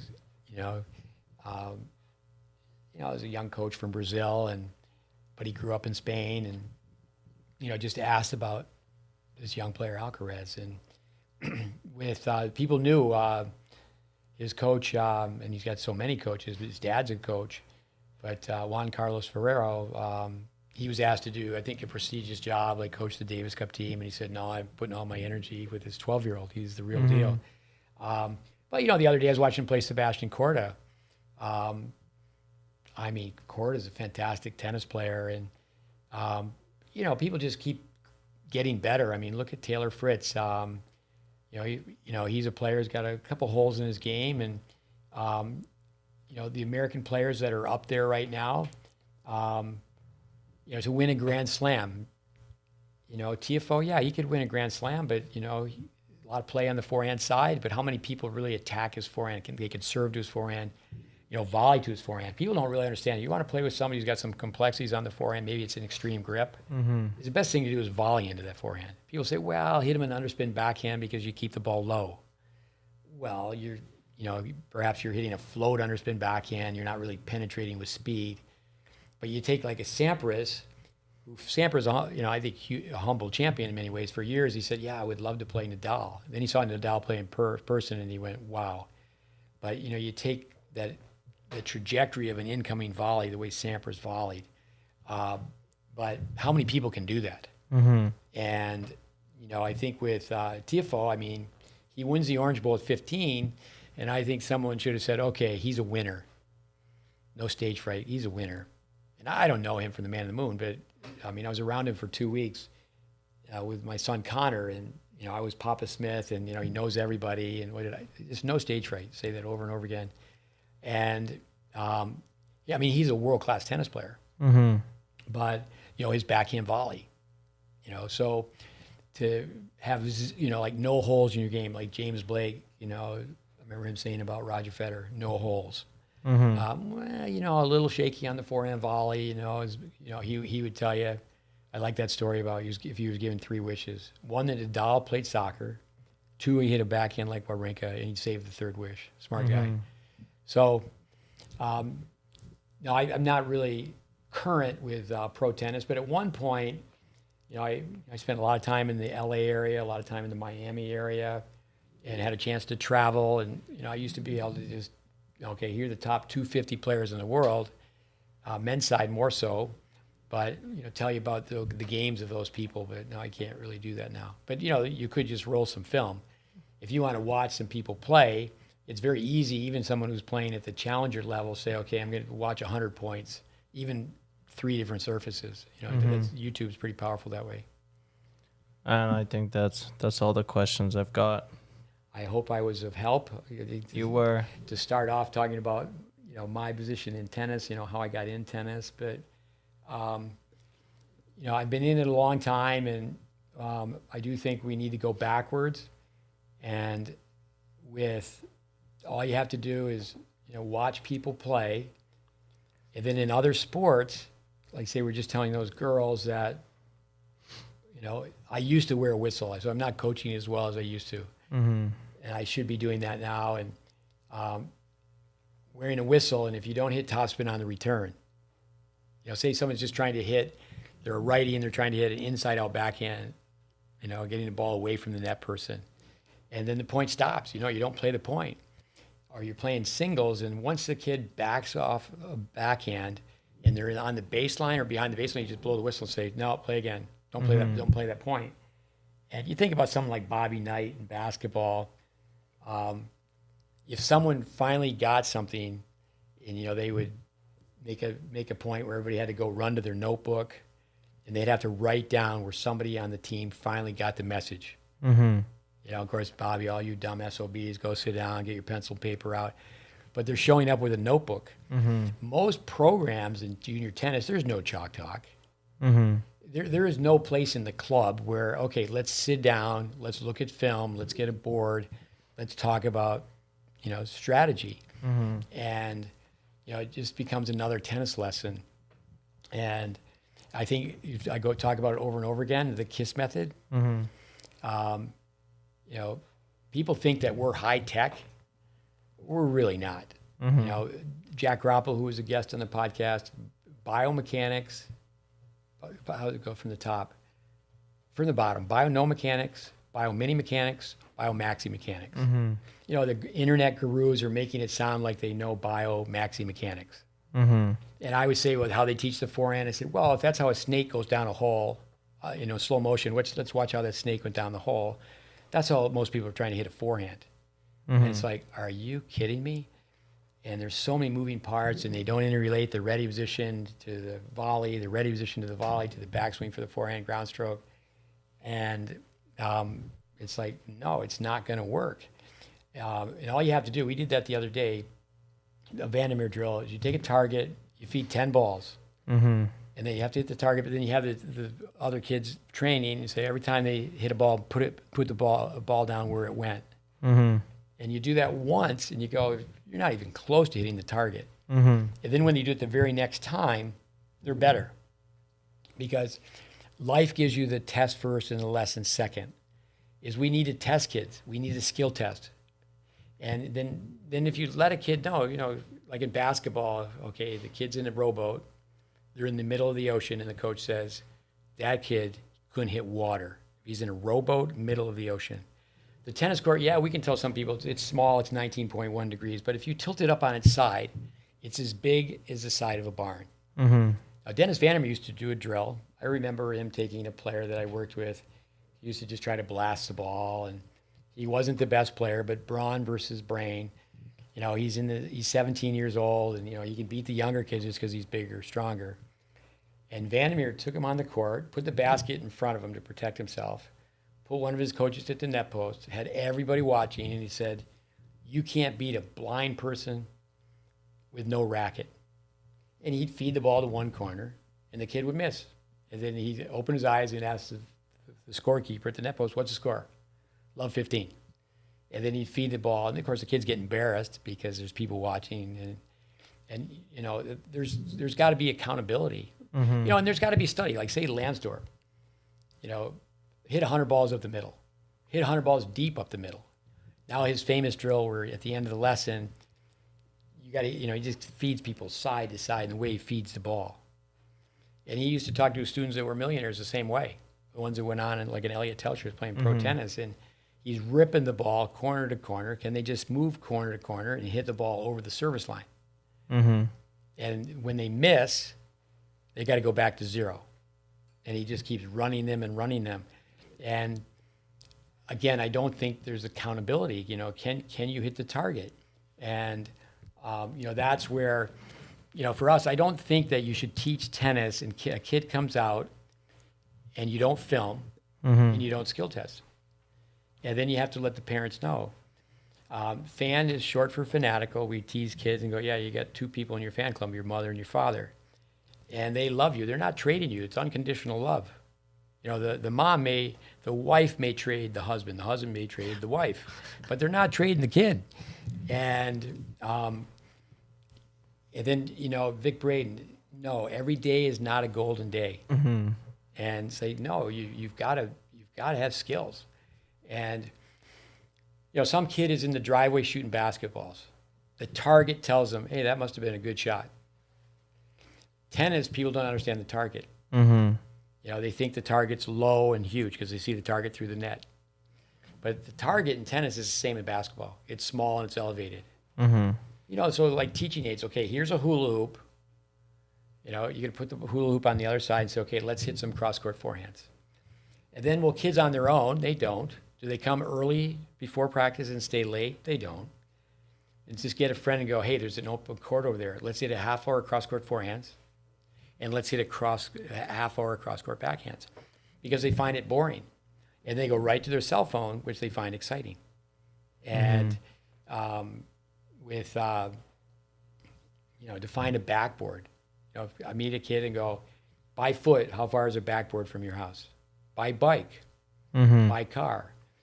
And, then do you hit that? We tell people when they come to visit, before you come back, if your parents are allowed within their neighborhood, not build out of wood because it makes too much noise, but you're better off to build a backboard behind your garage, put up a floodlight, draw a square, and just how many balls can you hit in that square? Mm-hmm.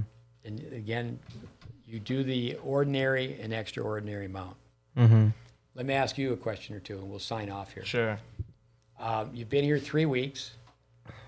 Are you going to graduate? Or are we going to let you go down the road and go, you're awesome? Should I graduate? Is that your question? Should I be allowed? Well, when it comes down to it, we tease, okay, you graduate. But, I mean, high school graduation, they use the word commencement. For the longest time, because I went to siblings, brother, sister, they graduate. I thought commencement meant the end, which it means the beginning. Because what happens is high school kids, they start to talk about high school like it's a jail sentence. Yeah. Like one more year and I'm out. And so, if you want to be a lifelong learner, but I do think that you've done a great job hanging around with us, and then, which is not fun to go back and look at the content. You just heard me tell a player, I said, I've known you forever and you don't know the content. You're getting on an airplane to go to Europe to play tennis. You don't know the content. People will say binge watching. Okay, Breaking Bad. It's a great show. I'm going to binge watch it. I'm on a 12-hour flight. I'm going to watch it for 12 hours. And so we put together Tennis Intelligence Applied with the idea that people look at it, especially coaches, will look at it over and over again. Well, we found out that people are really, when it comes to education, they're interested in the degree. They're interested in the diploma. Are they really interested in learning? So that's where we put the GreatBase together is, okay, we'll put a short course together that's an hour and a half, 2 hours max. And, so we asked people, have you looked at the course? And, so their parents, they bring them here, then I say, do you get the airplane tickets for free? Is the hotel free? Is the rent-a-car free? Oh, you're going to the restaurants, it's all free.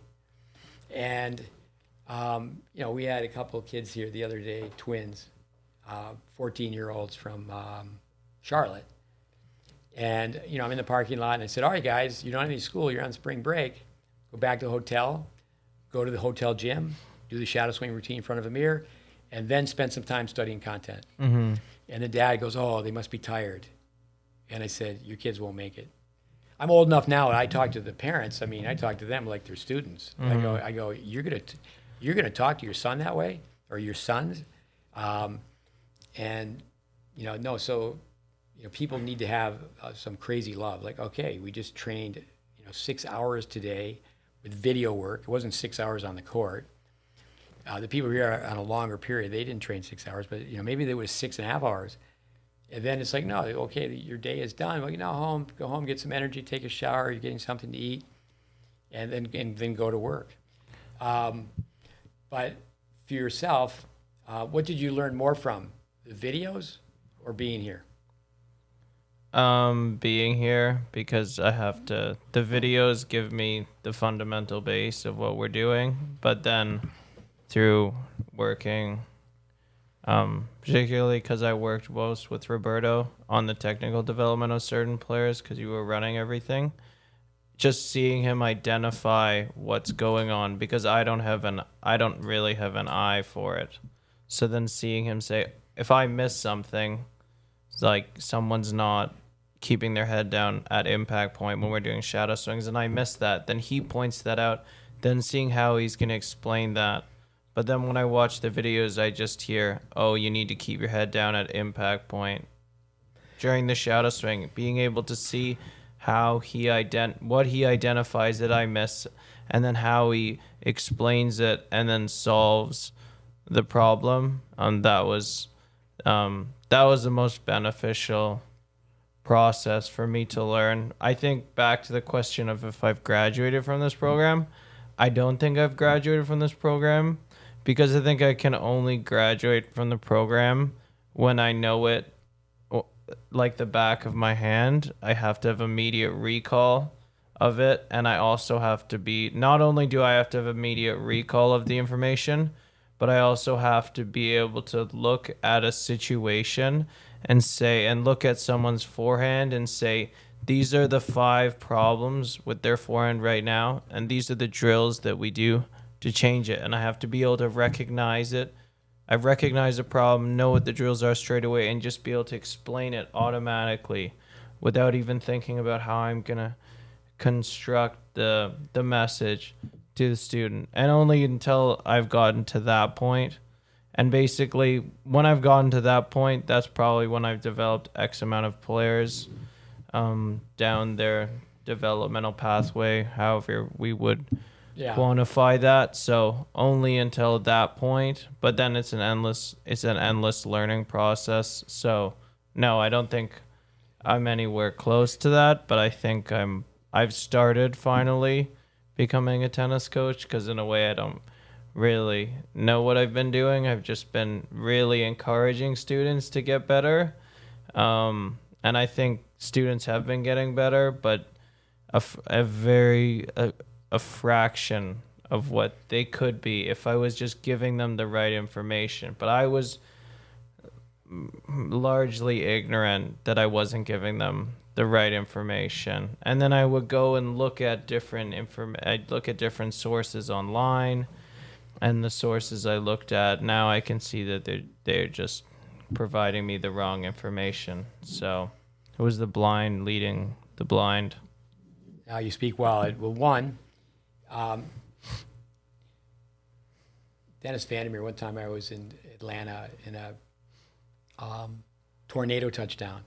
And everybody in tennis, I mean, there was no tennis to be taught. He was teaching a clinic, and I was teaching a clinic, and the only reason we ran into each other is everybody in tennis went to the tennis club of the South that was really damaged by the tornado touching down, and just picking up branches and this and that. And so it was really interesting. I hadn't been around Dennis in a while, and we're just walking around picking up debris, talking, and he says, "Stephen, you were right.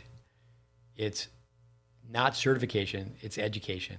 Because he had a 10-day program, Tennis University, and then, he never lowered the price, but at one point then it was down to 5 days. And I used to tell people, you need to watch Dennis Vandermeer work. Jim Lair said that, like, wow, that guy was a master. The guy was fantastic, presenter, group dynamics, da-da-da-da-da. But, people who study the content we put together, that doesn't mean that you're a scientist. That doesn't mean that you're an artist, but you're becoming a craftsman. You're learning your craft. Mm-hmm. And so you have to put time in. Back to analyzing, a parent coach was observing us the other day, and I'm yelling to one brother, I go, "You do the same thing as your brother. Every time you're making a diagonal step and your hips are locked." And so the gentleman visiting goes, "How do you see that?"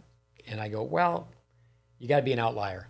Now, Malcolm Gladwell, a Canadian, a great writer, he made that word famous because of the title of his book, Outliers. Mm-hmm. But if you look at video over and over and over again, you're going to develop your analytical eye. But before you do that, you have to have a base. Mm-hmm.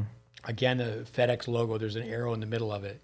And at coaches' workshops, we pass that out and go, "Oh, you see the arrow?" And some people don't. You say, "Okay, take your pen and fill in the arrow." And then we tell people, once you see it, you always see it. And that's where, the players that we went through a stroke analysis. I mean, I did 3 today for accomplished players, video analysis on strokes, and we did 1 on match play. Mm-hmm. And, on the one-handed backhand, and it's fun. I love to watch the one-handed backhand, but a player's got they don't have a rising socket, they got a rotating socket. Their arm's going like a door. It's going like 180 degrees. It's not going like the hood of a car. Mm-hmm. And it's like, no, you need to change it. I mean, it ain't going to work to the level. So to analyze that, when I think back when I first started playing tennis, what did I see? Nothing. I remember being so amazed with Vic Braden, and he'd say, "Well, the player's going to hit the ball in the net." I go, "How does he know?"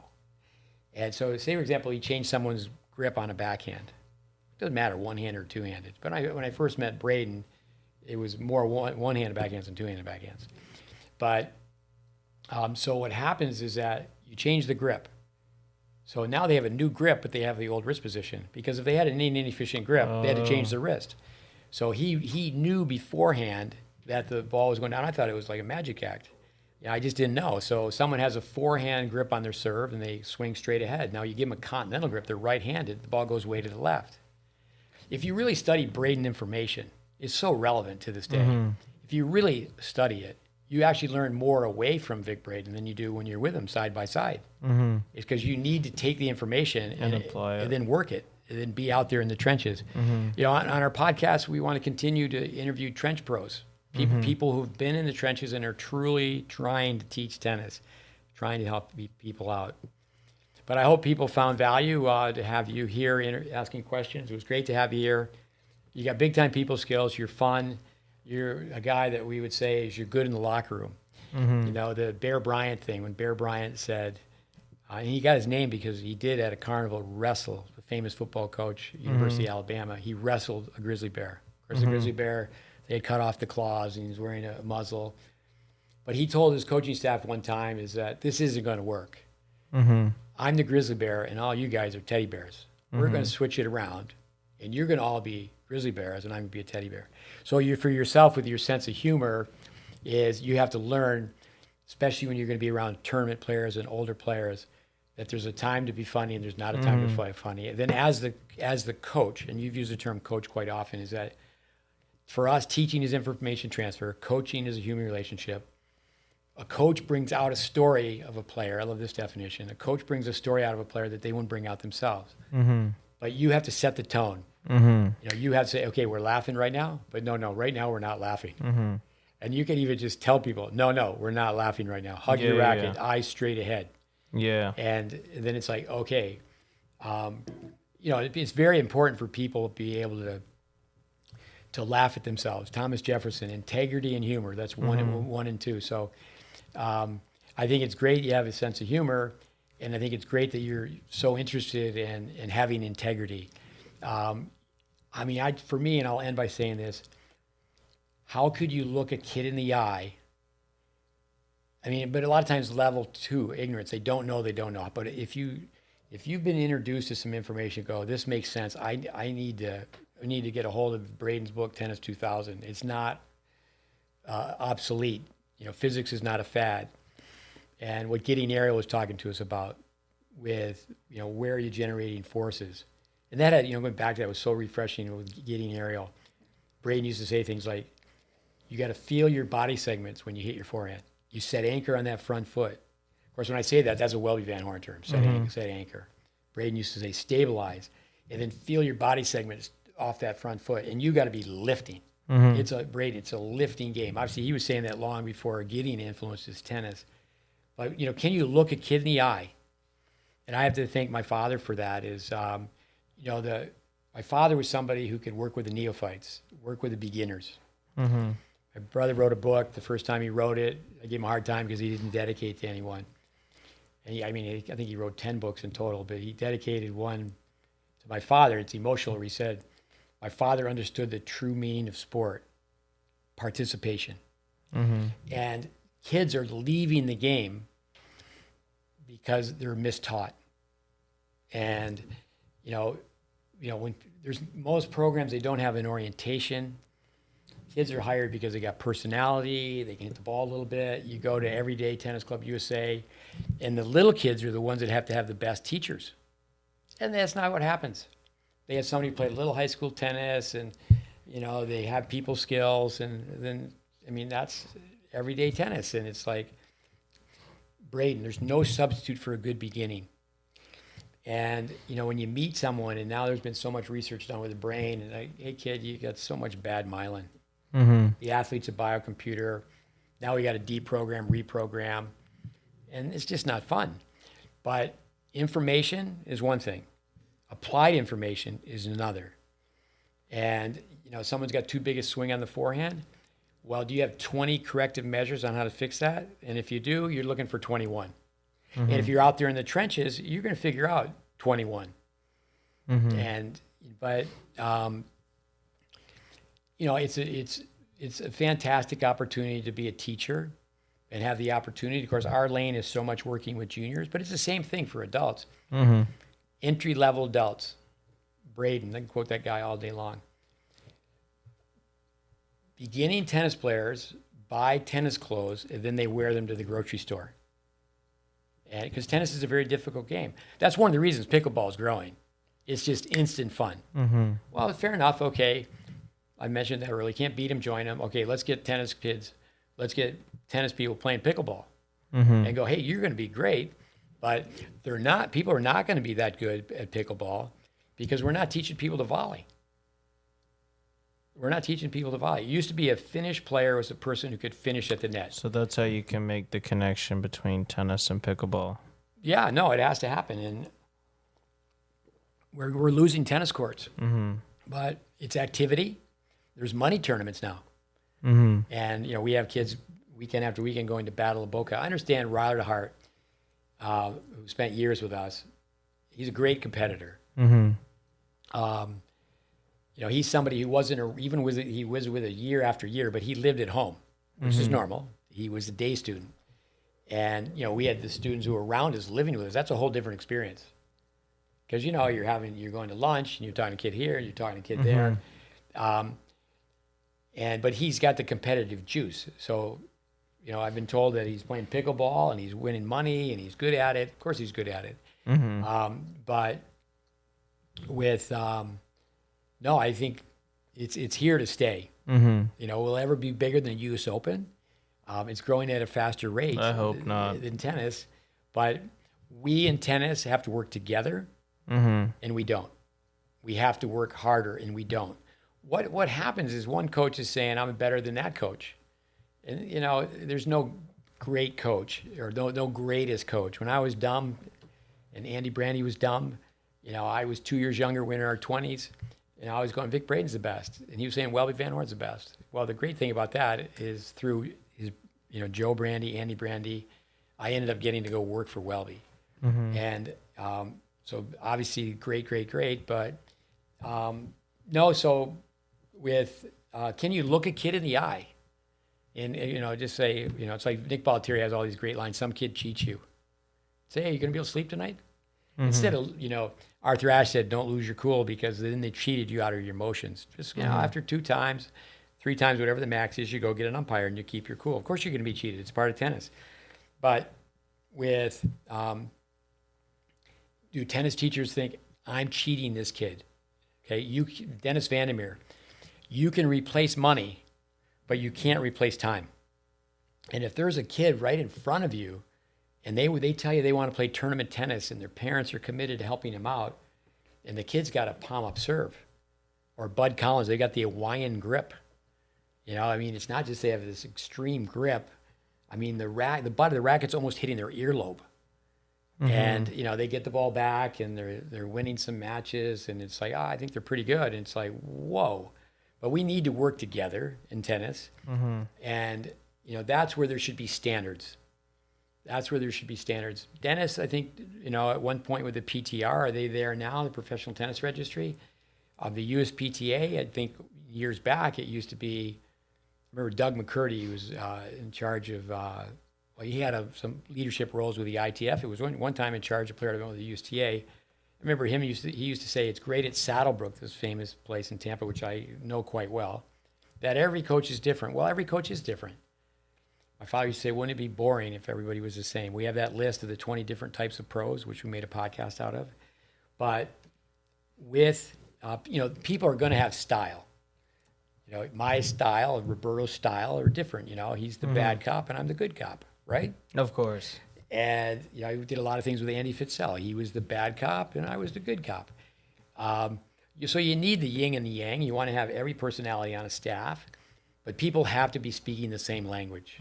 There should be continuity from going from one court to the next. And the consumer goes, well, and I've done that. Kim Wittenberg said, I've been fired by 112-year-olds.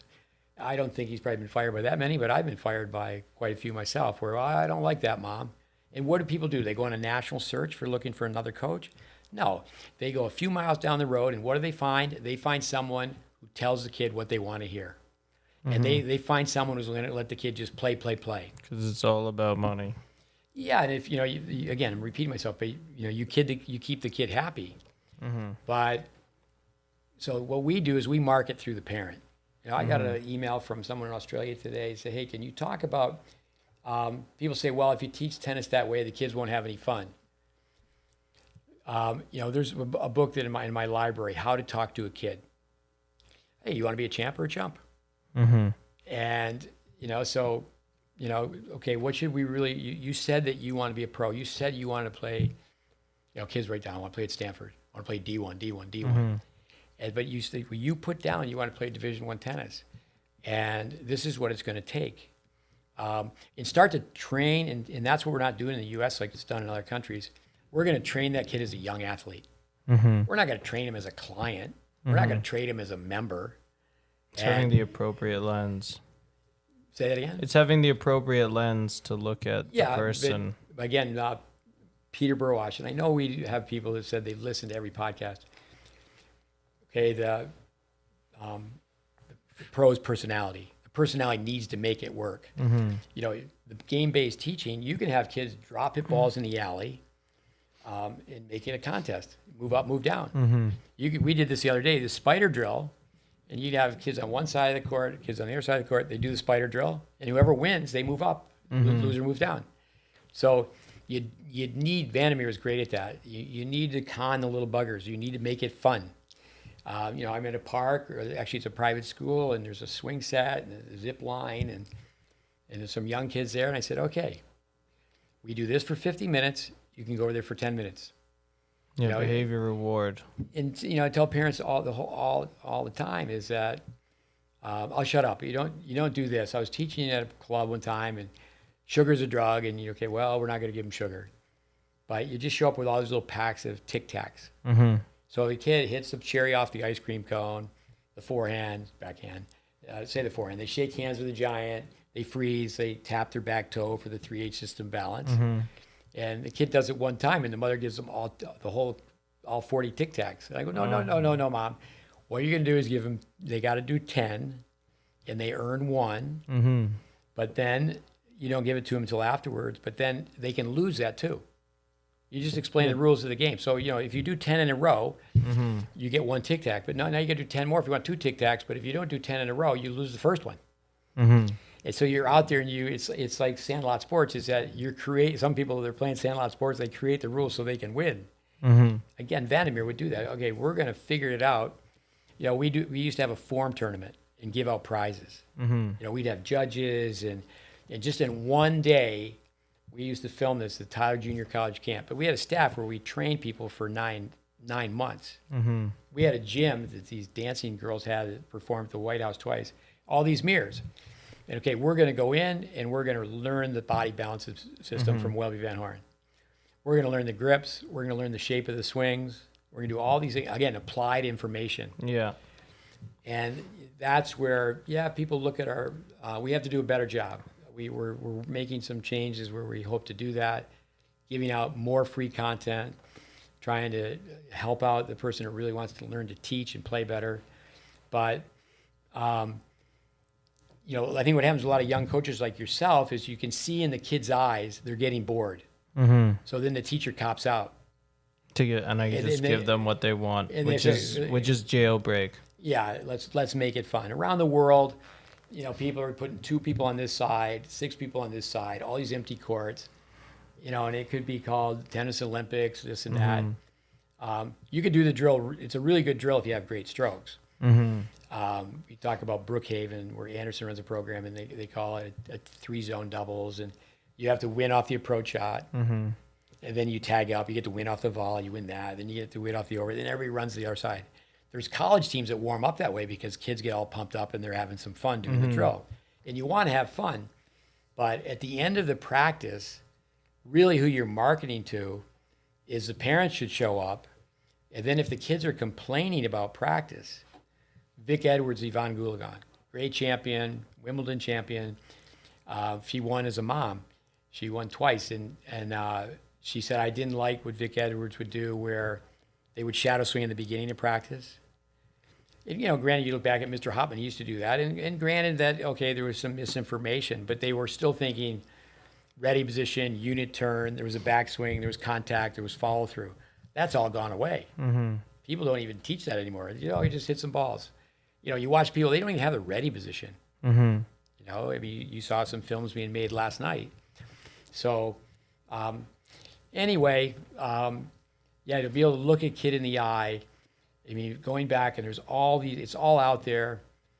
Be brilliant with basics. Well, basics isn't exciting. Yeah. Well, winning's exciting. And Bobby Knight, all the mind vitamins. It's not the will to win, it's the will to prepare. You know, with Stephen Covey, the late Stephen Covey, begin with the end in mind. So you have to talk to a kid. Say, well, that is the beginner serve. You can play with that grip, but and we don't look, with recreational tennis, we teach tennis everyone's taught the same when it comes to information. It's not like, well, this is recreational tennis. And it's, the tennis coaches can't play God and go, well, they're not serious. That's not high performance. I mean, it's really crazy what's called high performance. And really what's high performance is a kid who already has a shoulder bag and they just hit a bunch of balls.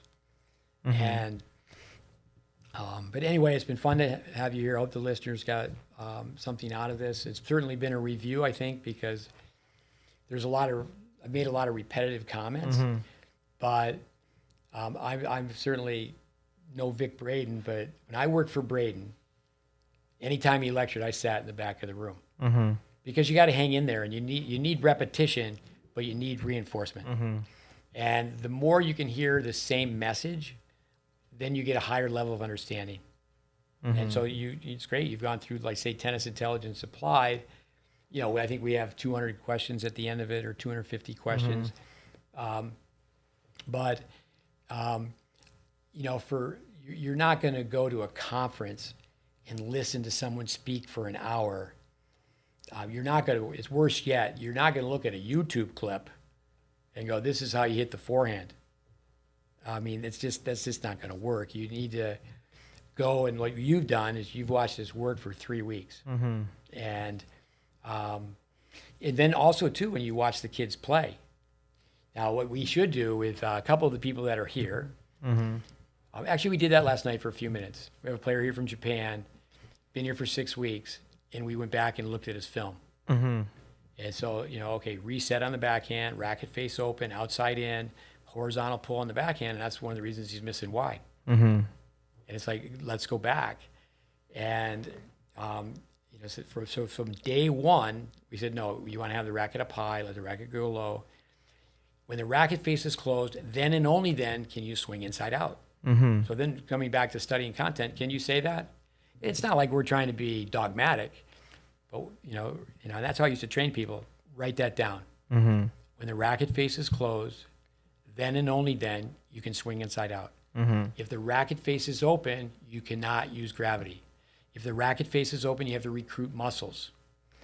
But, to hear it is to forget it, to write it down and go, okay. Balotelli used to do this with people like Jimmy Arias.